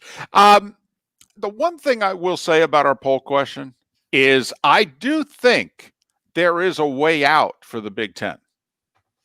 Oh, do explain, David. Well, you know, the one thing that we don't, except in marriage. I don't know about you, Mark. Okay. But I know this has worked for me, which is there are times in marriage you just have to flat out say, I'm wrong. I was wrong. All right. I call that every day. This is, as Marissa Tomei famously said, I was wrong. Say it. It's okay. I was wrong. And marriage, you have to do that. All right. There's pride, there's ego, there's saving face, this, that, and the other thing. But, this is a long-term thing here. We're trying to make this work. There's too much at stake. Okay. But in public life, that's private life. Privately, people admit they're wrong. Publicly, you don't get a whole lot of people anymore in politics, sports, or anywhere else in which they step up to the microphone, look into the camera, and go, I was wrong. And I don't believe that Commissioner Warren and or any of these university presidents are going to say, I was wrong. But they have the opportunity, based on two things that have happened in the last 72 hours. The University of Michigan scientist saying, if you guys base your decision based on this one particular study that you guys cited, there's faulty info put into that.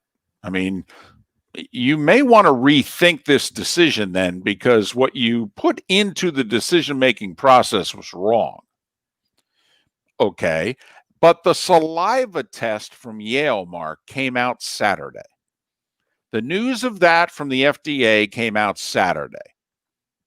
All right. And so you can, if ego, if pride, if saving face, and Mark, let's be honest, for Commissioner Warren and for some university presidents to change course here, they also have to CYA.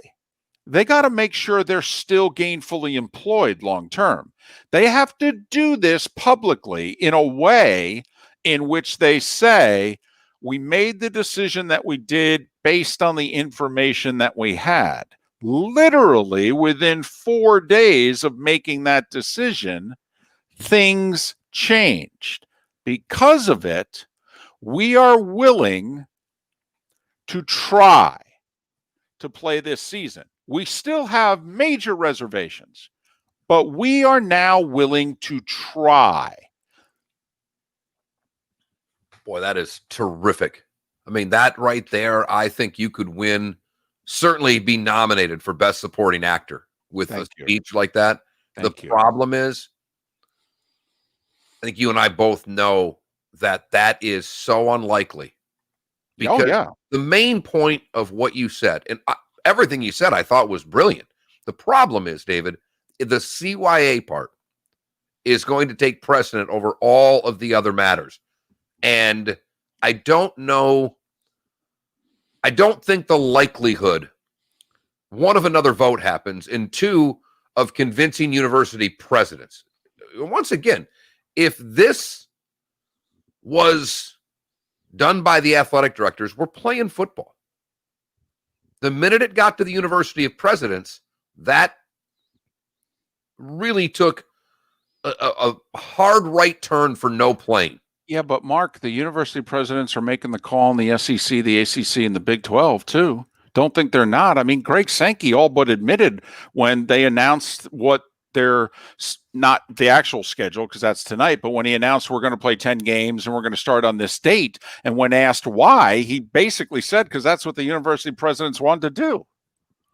I understand, but university presidents in the Big 10 and the Pac-12 are much more elitist than the presidents from those other universities. They just are. I will say, I am very surprised at the ACC. When you break this down in those levels, when you look at Duke in Virginia, in some of these schools in North Carolina, these aren't Wake Forest. These aren't good schools. These are really high-end academic schools. And when the Wake Forest president jumped on board with his team, that floored me. That was, of all of the things that have happened throughout this, when the Wake Forest president retweeted basically the Trevor Lawrence, we want to play stuff. When that happened, I damn near fell off my chair, because that was the one that I didn't see coming. Of all the schools in the ACC, Wake, Virginia, Duke, and the Duke scientist has been on board with trying to play football. Those were the schools that I was most worried about. Wasn't as worried about the NC States, if you know what I mean. The same scientist, by the way, that effectively ended the college basketball season, because he and Duke said to the ACC and the NCAA, we're out. We're not playing.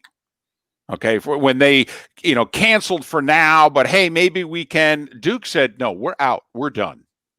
We are not playing. No more Zion, if you will. Even though he wasn't with the team, you get what I was saying. So now there was an interesting comment here, and Cole Kubelik will join us in a handful of minutes. Mark, if you're Commissioner Warren, could you say, hey, we're done as a conference.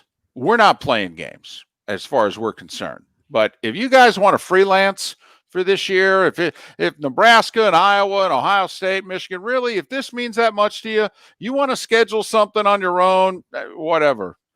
Okay, we're not in, by the way. We're not going to sanction it.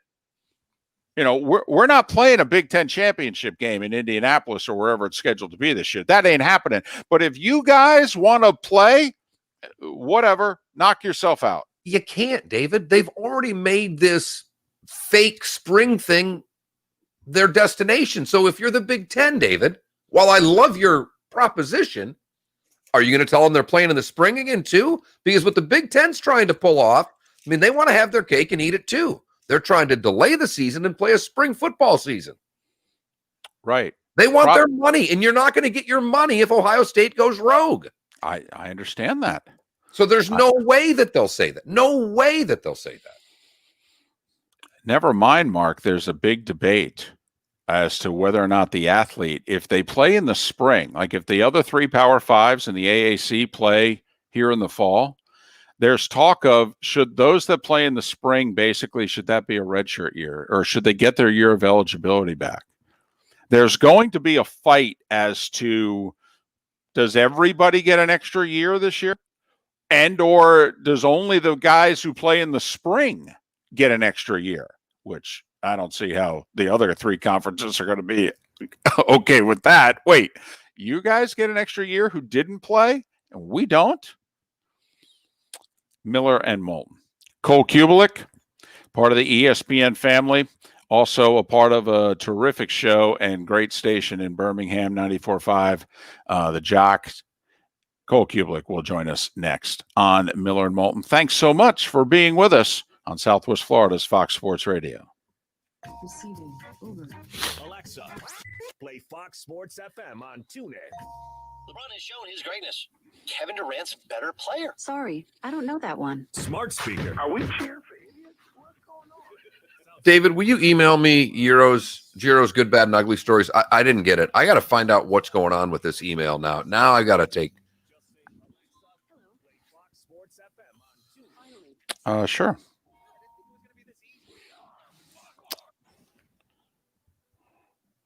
It's Fred Kobe with your Kobe Cool tip of the day. There's lots of new air conditioning commercials about ductwork and addicts that are all about hot air. These commercials are sales scams and they're designed to scare people about mold and sell you new ductwork. These people aren't experts. All right, I just forwarded it to you. In sales, real experts are maintenance certified mechanics. They're experts in the entire air conditioning system. Don't fall for the sales scams. These scammers out of your attic. NATE stands for North Thank you. American Technician Excellence. And unless your air conditioning guy is a NATE certified mechanic, he's second best on. The duct cleaning and duct sealing scams now include duct replacement scams, and they're just sales scams to separate you from your money. Steer clear of the hot air by calling Close Cooling at 482-1542. License CACO 57313. Kobe, the most trusted name in business since 1949. Summer clearance event going on now at Galliana Chrysler Dodge Jeep Ram. Lowest prices ever on over 1,500 certified pre-owned vehicles. All new Jeep Gladiator Overland with $399 per month. Loaded luxurious Grand Cherokee Limited with $329 per month. New Ram Bighorn $319 per month. That's right. So Jason Wright was named president of the Washington football team. Yeah, who is Jason Wright? He's a former running back in the league.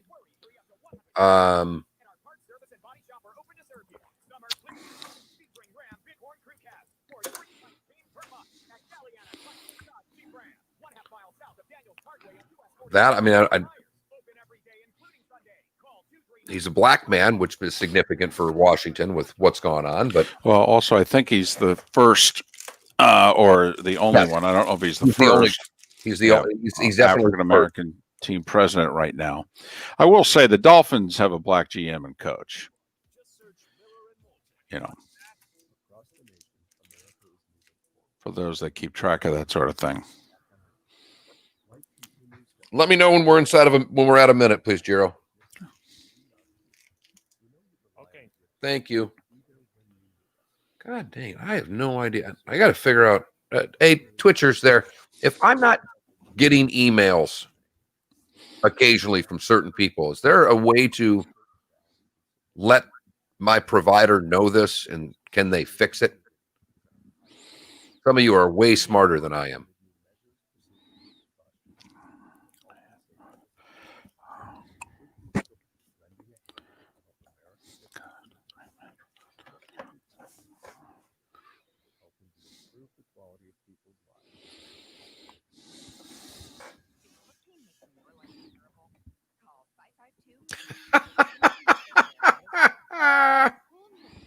Looking at Cole's pinned tweet.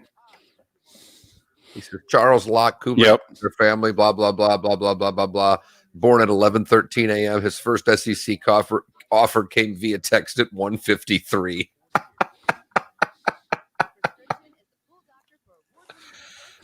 That's funny.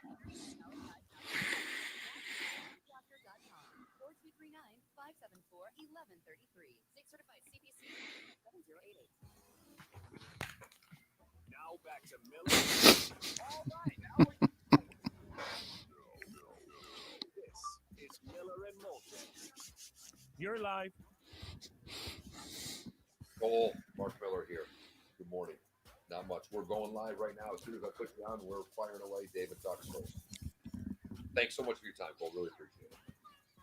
29 minutes before the top of the hour. Thanks so much for being with us. Miller and Moulton, Southwest Florida's Fox Sports Radio. We stream the show at millerandmoulton.com. We broadcast it live every day on the Miller and Moulton YouTube and Twitch.tv channels. And beginning today, proud to be the morning show on the 24/7 Twitch channel, the Landry Football Channel.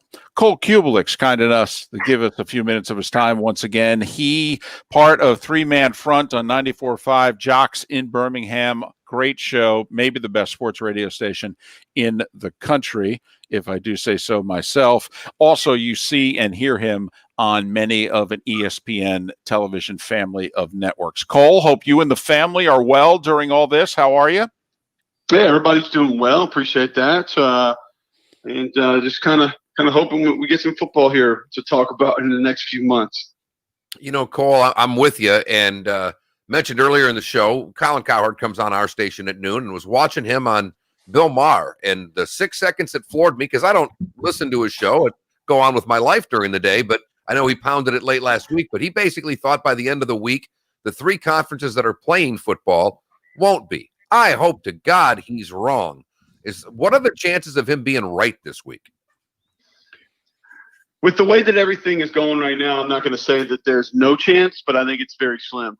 I think that the SEC, I think the Big 12, I think the ACC are locked in, and I think they are moving towards playing football, and I think they feel good about it. You saw. I think everything is sort of trending in the right direction, maybe other than students arriving back on campus. You saw multiple videos over the weekend at Alabama, at North Carolina, at North Georgia, at a couple of different universities. And then you saw players tweeting. I've spoken to players at multiple schools within the SEC and the ACC, and they've sort of verbalized to me how uncomfortable they feel just based on how, I guess, the lack of a serious nature that the students who are returning to school are utilizing with how they're handling themselves. And there's some frustration there. And Do I think that ultimately means that, hey, if college kids are irresponsible, we're not going to play football? No, definitely not, because we kind of anticipated, kind of expected. But I think that with the way that everything has been handled and the way that the testing is going, I mean, we had some possible massive speed bumps last week. You look what happened at Florida State with a couple knuckleheads there, and you know, everyone says, oh, this is it. They're not handling things the right way. They're going to shut it down. Oh no. And then the next thing you know, Coach Norvell basically says, you know, he hadn't spoken to those guys. Marvin Wilson tweets out, everything's good. They're handling things the right way. And that story goes away. You look up at Syracuse, where apparently they sit out of practice, and all of a sudden people say, well, that's it. Coach Babers isn't doing it right. It's miscommunication. Next thing you know, we're not even talking about it anymore. So I got some good news with the saliva testing coming out over the weekend. There was a heart study utilized by the Big Ten that has been sort of debunked by a couple of different folks that do that for a living and know more about it than I do. So I think things are heading in the right direction. You heard about this third-party testing company that's going to handle a lot of things for college football moving forward. I think that's going to be massive. So I have a lot more confidence that we're going to get SEC, ACC, and Big 12 football right now than I do that we're not. He's Cole Kubelik. You can follow him on Twitter at Cole Kubelik. You can see him on ESPN and the SEC Network, co-host a three-man front on a great radio station, 94.5 Jocks in Birmingham.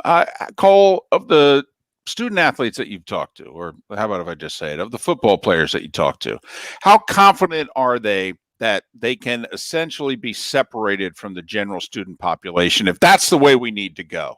If the football coaches and the ADs and the players just go, listen, we got to create as best we can our own bubble. All right. In nowadays, where we don't necessarily have athletic dorms the way we used to when, you know, the three of us were maybe on campus, do you think that they can create a mini bubble if needed? They could have. I don't think they can now. I think it's too late. And it's very ironic that if we go back 2 months, guys, 3 months, guys, I mean, I discussed this. We talked about this. And I said, this could easily happen. And I've said it publicly. I think I even tweeted it out. I said, if I'm one of these bigger schools, Texas, Auburn, Clemson, Alabama, Florida State, I'd go middle finger to the NCAA, and I'm bringing the athletic dorm back. And I'm moving my guys into my dorm. And if you were set to move into that dorm, well, sorry, we'll find you a hotel. We'll find you another place to live. We'll figure it out. But you're not moving in here. And it from a financial perspective, it's not going to be a big hit because the kids aren't going to have to pay for it. And you're not making them go pay to live there. And you're taking temperatures when they go in and out. You're giving them a curfew. You're giving them a rec room. You're giving them a physical therapy room. You're giving them a study hall inside that dorm. You can bring the food to the dorm.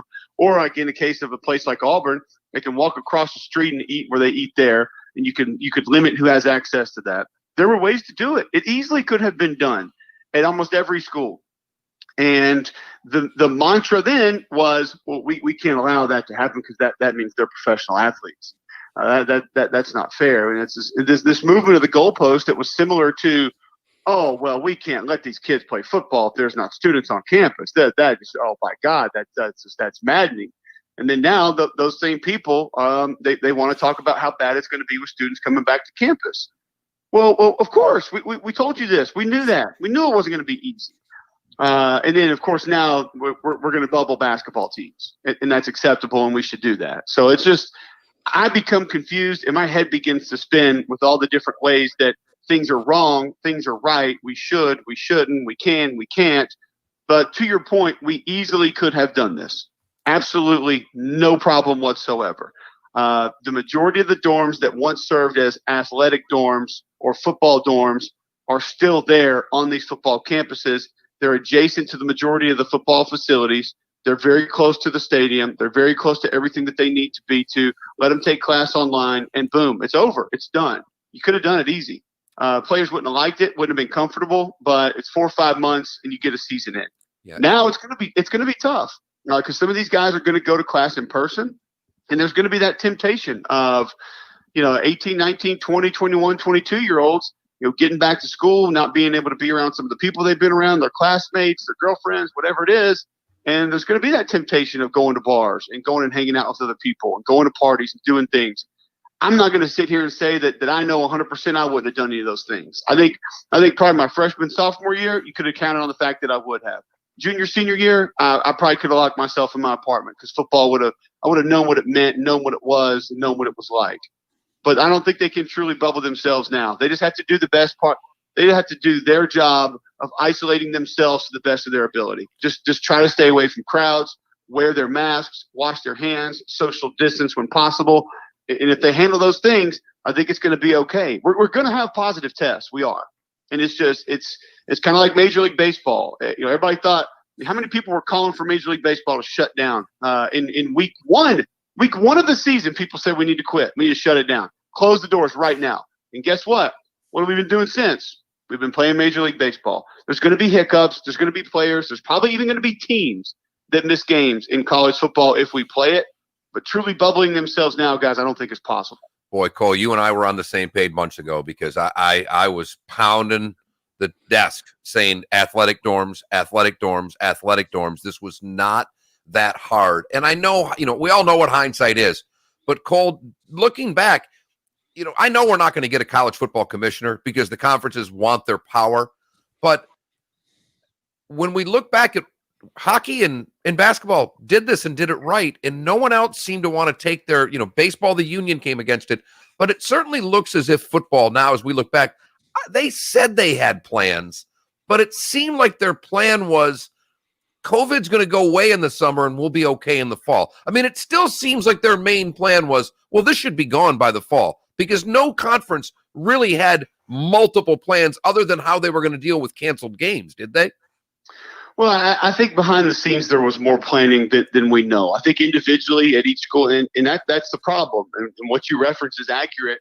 Was there a ton of leadership at the very top of this thing? Not really. But I do think there was great leadership at the conference level, and I think there was even better leadership at the individual school levels. Alabama, LSU. I mean, we haven't heard a peep out of Auburn. So I think when you think about Dr. Mike Goodlett and having East Alabama Medical Center close by, you think about having Andrew Sports Medicine as being a part of what they do and helping Auburn out. I mean, they have some of the best medical professionals in the country that are helping them get through this. And I think there's other schools that Tennessee had a great plan going into this. I've talked to players and coaches at all those schools, and I think individually, like LSU, I know they wanted to be out in front of this thing. I mean, they wanted to bring their staff back early.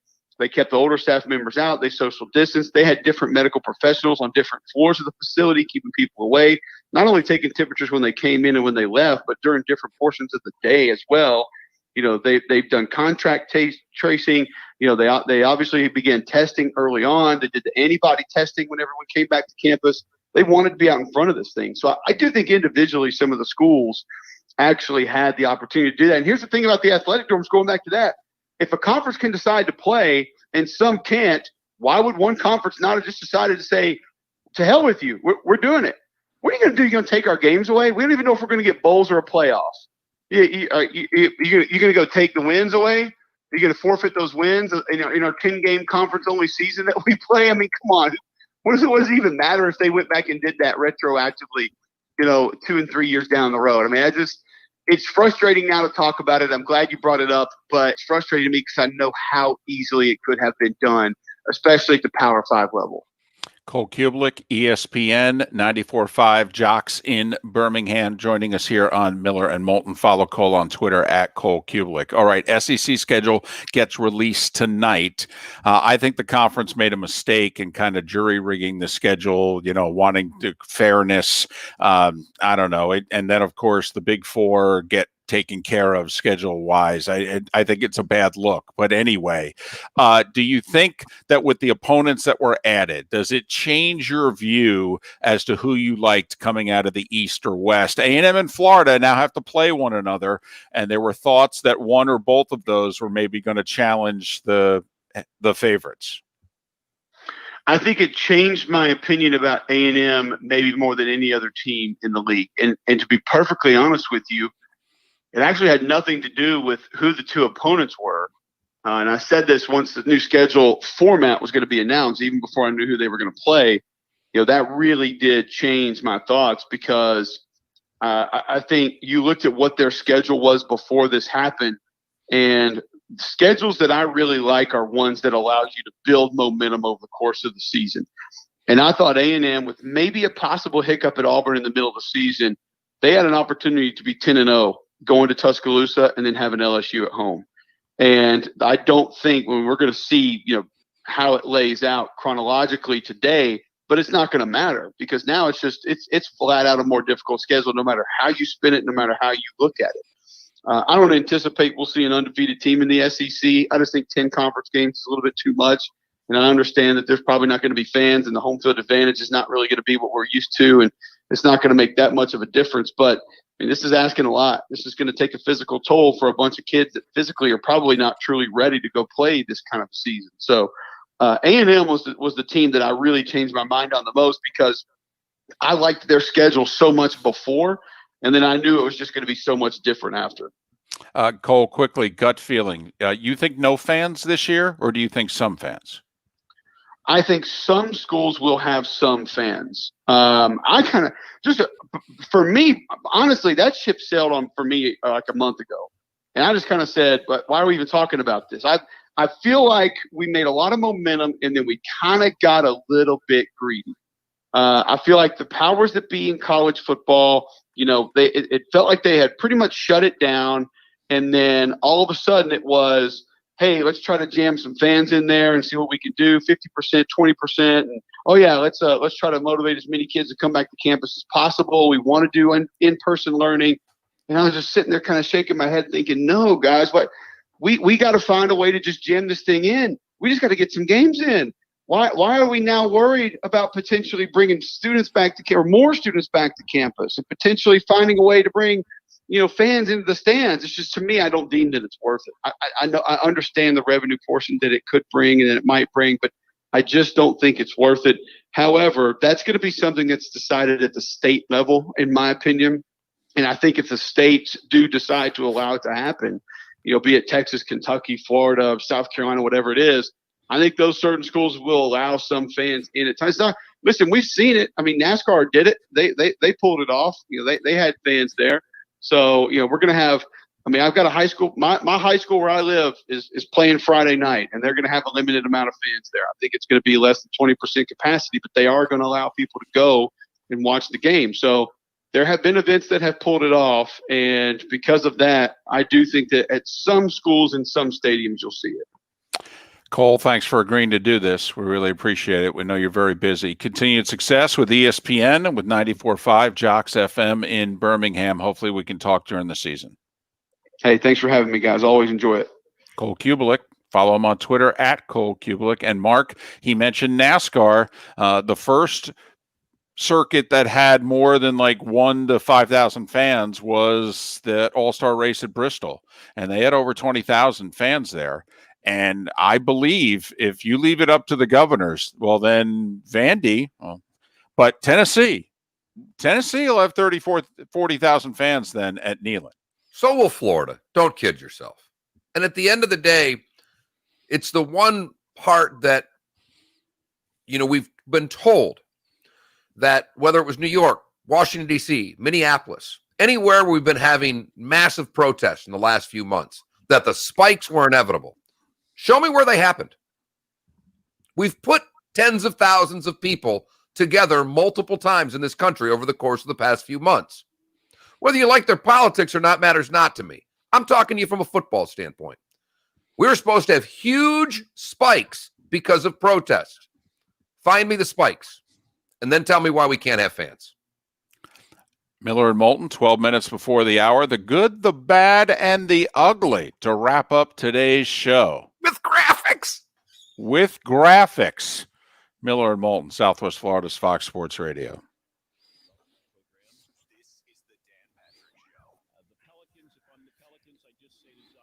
God, stories have stories today. This is unreal.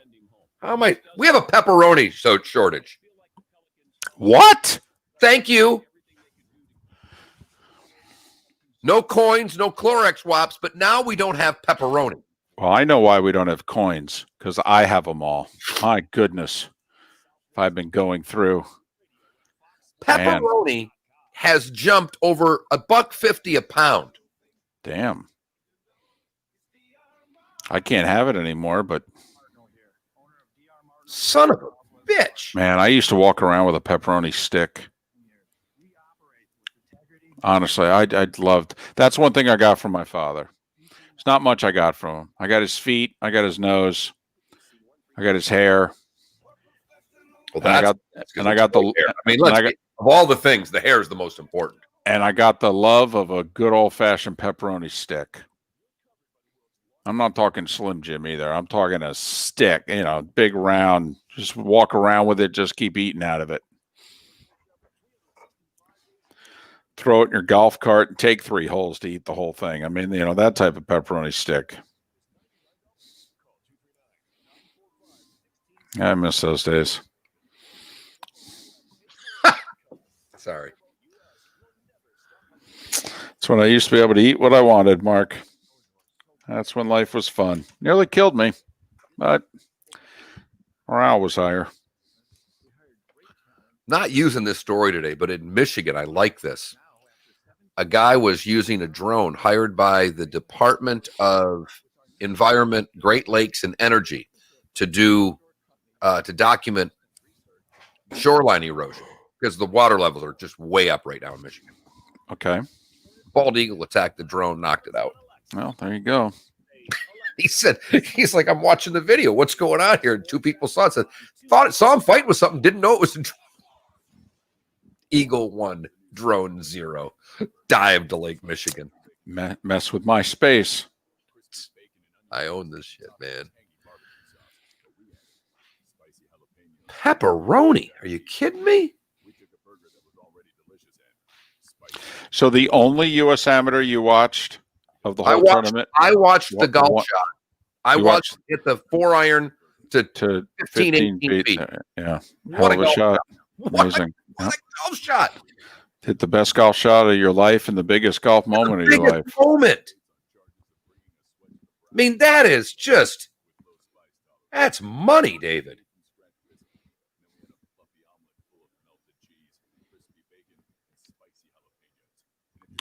It's a gorgeous course. Boy, they should pretty on TV. They should play a PGA there. They really should. They'll never play an Open there, but they should play a PGA. It's remote, though, my understanding. I mean, I knew what my travel plans were just to get there, and it was a haul. Were you flying into Banyan, or were you having to drive from Portland? Having to drive from Portland. That's a long haul in and of itself. It's like here to Gainesville, I was told, time-wise. Yeah. Yeah. Because there's a little because I've looked into doing a trip there, and it's one of those, like a golf trip with guys. Right. It's like, do we want to go to Banyan Dunes or do we want to go to Scotland? Because it's the same damn price from here, because it's just so hard to get there.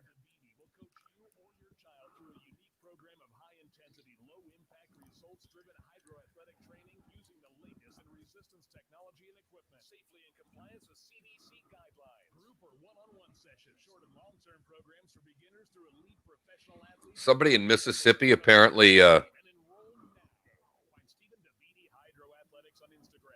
put a fake design for a flag with a giant mosquito and getting out there. This is Mark Miller's Good, Bad, and Ugly on Fox Sports Radio. Your life. For the good today, this might be Dad of the Year.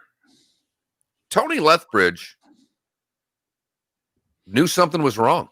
His son had gone to drop off a friend and he went missing. And when he didn't return home and didn't answer his phone, he just had that instinct.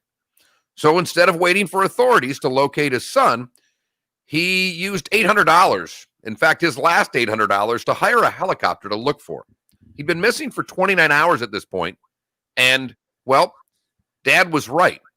They found Sam's car in a ditch off the highway. Fortunately, his son was still alive, but pinned inside. He was rescued. An ambulance got him to the hospital. Long road to recovery, but they say he's going to survive. And if it wasn't for the helicopter, well, there was no chance that he would have. Wow. For the bad, David, we go to everywhere on earth. What? Particularly these United States of America, because this is a story that I think will make a lot of people. This is almost as bad for some as the Big Ten football season being canceled. David, we have a couple of shortages going on. You can't find a coin to save your life. We couldn't find toilet paper. We couldn't find wipes. But now blank is getting serious because apparently we have a pepperoni shortage. What? According to the USA Today, there is a shortage of the nation's most popular pizza topping. Why? I want answers, damn it. David, I don't have a lot of answers for you. All I can tell you is that prices are going up, up, up. It may, you may think it's just the Shaq-a-Roni pizza, but that's not it. Pepperoni prices have nearly doubled in the last 3 months. Yeah, so is everything else. Not like pepperoni. Those of us, our grocery bill, it's significantly higher than it used to be. But hey, all those folks keeping the supply chain going. And finally, the ugly. We go to Philadelphia, where many things being canceled. But this year, we won't see nudity on the streets in the city of brotherly love because the annual event, the Philly Naked Bike Ride, has been canceled. Unbelievable. Because of the coronavirus. Wow. This coronavirus is really a big deal then. Are they canceling the mile run at Michigan too? Not that I'm aware of, but they probably will. On the website, it said, after much debate, we feel that canceling this year's event is the most responsible thing to do. We can only hope that those asses will be on bike seats. I don't understand. Oh, what if they were naked with masks on? I don't What's know, the problem? What's the problem? David, that is the good, the bad, and the ugly. Brought to you by Strikers Billiards in Bonita Spring. Strikers Billiards, where you don't find the 8 balls just on the pool table. Hello. I'll tell you what, when our sales guys start selling all this stuff, it's going to be great because then maybe we'll actually make $1 on this show, but it'll stink because I'll lose all of these fun sponsorships that I've been having. I say we attach one fake one with every real one, and that's how we keep it going.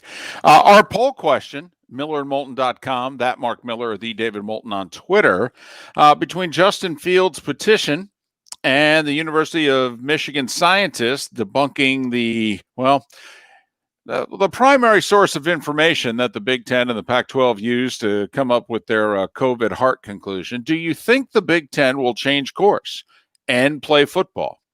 And over 80% of you go, yeah, no way. I mean, 5 out of 6 of you right now are going, yeah, no. The die's been cast, and this sucker's not changing. All right. What's it, Iowa and Nebraska?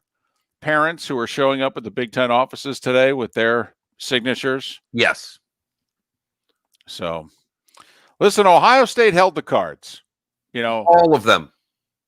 And, Bobby Carpenter said on our show last week, hey, you don't think those talks didn't go on behind closed doors, but at the end of the day, the Buckeyes got in line with the Big Ten Conference, David. I think the Buckeyes, who are hated throughout the Big Ten, but would have become the team in the Big Ten if they had voted for anarchy. Honestly. A Big Ten fan would have been like, boy, going to have to change my tune about them Buckeyes. I don't think so, but they would have at least respected them a touch more. Miller and Moulton, thanks so much for listening. Fox Sports Radio. All right, you guys have a good day. I'll be here tomorrow. Okay, Giro, thank you. Thank you, Giro. We know that weakened vision can limit our ability to enjoy day-to-day activities. And with the clear advantage... So I want to read... I'll go get your... One, I can't read the New York Times, Seth, because it costs money. 2, it's an opinion piece. And quit fighting this fight with us, Seth. I don't know what you want us to change our mind on. The Big Ten made a gigantic error canceling their season. I'll do the whole effing hour right now. I'll do a bonus hour right now with you. Trust me when I say this to you. Experience matters. Quality Seth, our feeling is they should have tried. That's all. They could have come to this conclusion 2-3 weeks from now, whatever. That's all. They've lost recruits. This is going to do more damage to the Big Ten than playing in COVID would have, Seth. And it ain't close. Seth, I think we're both in agreement on this. So when I say both, meaning Miller and Moulton, that if you can't try to play sports, then I think it's difficult to justify how you can have a kid on campus. See that now, if there are schools in the Big Ten and the Pac-12, like USC is not, they don't have, I think, anybody on campus. Okay, all right, at least you're being consistent. But I don't see how you can make the argument that we can't play sports, but we can have kids in the dorms. I mean, to me, if you're either you're going to try to pull this off, students on campus and playing sports, or you're not. And if you're not, that's fine. But then you got to be all in on we're not. We're Southern New Hampshire University this year. That's what you got to be. We ain't playing sports, and we're doing all our classes online. Oh, okay. All right. Fair enough. And I know you want the ACC to cancel, Seth, and that's not happening. You know, and Seth, that actually bothers me, and I'm serious when I say that. And you know, I care for you, Seth. I want the ACC to cancel. I don't want any of these things to cancel. I mean, you know the jobs that this is costing. I mean, at what point, Seth? At what point do we have to stop life again? Because the fact of the matter is that the numbers on young people are what they are. And Seth, by the way, the ACC may end up canceling. I mean, honestly, this may be, you know, a fool's errand here. I mean, you know what? You could be right, and the SEC and the ACC and the Big 12 are effing kidding themselves. All right, I would, and I'd like to think of myself as a fairly intelligent, reasonable guy. Now, Hugh Freeze is not, Seth. Hugh Freeze is an idiot, and Liberty University is a cult. All right, so, you know, but I would just like to try. See, to me, it doesn't make any sense. Why were you having the athletes follow protocols back in June? I just, you know, the whole thing for the Pac-12 and the Big Ten. I mean, you come to this conclusion now? Well, it could have came to this 2 months ago. Then I don't know. All right. Well, there's no doubt, Seth. Listen, and then we're going to have to go here, but there's no doubt there's a bait and switch going on major university campuses right now. There's a lot of people that believe that they're getting everybody to come, they're signing them up, they're getting their dorm money and what have you, and within 4 weeks they're going to go, too much COVID, everybody's got to go home. Yep, no doubt about it. And we're in agreement there. Yeah, and Seth, we've said all along, skip the sports. The university system, as we know it, depends on kids on campus. And you're breaking these towns. It's not just the kids. Syracuse, the cities, you know, not necessarily Syracuse, but these little cities need this. All right, I have to go to a doctor's appointment where he's going to yell at me about a lot of shit. And I have to go tomorrow during the breaks. And I have to go eat an energy bar. It's very important. Good luck, everyone. We'll see you tomorrow.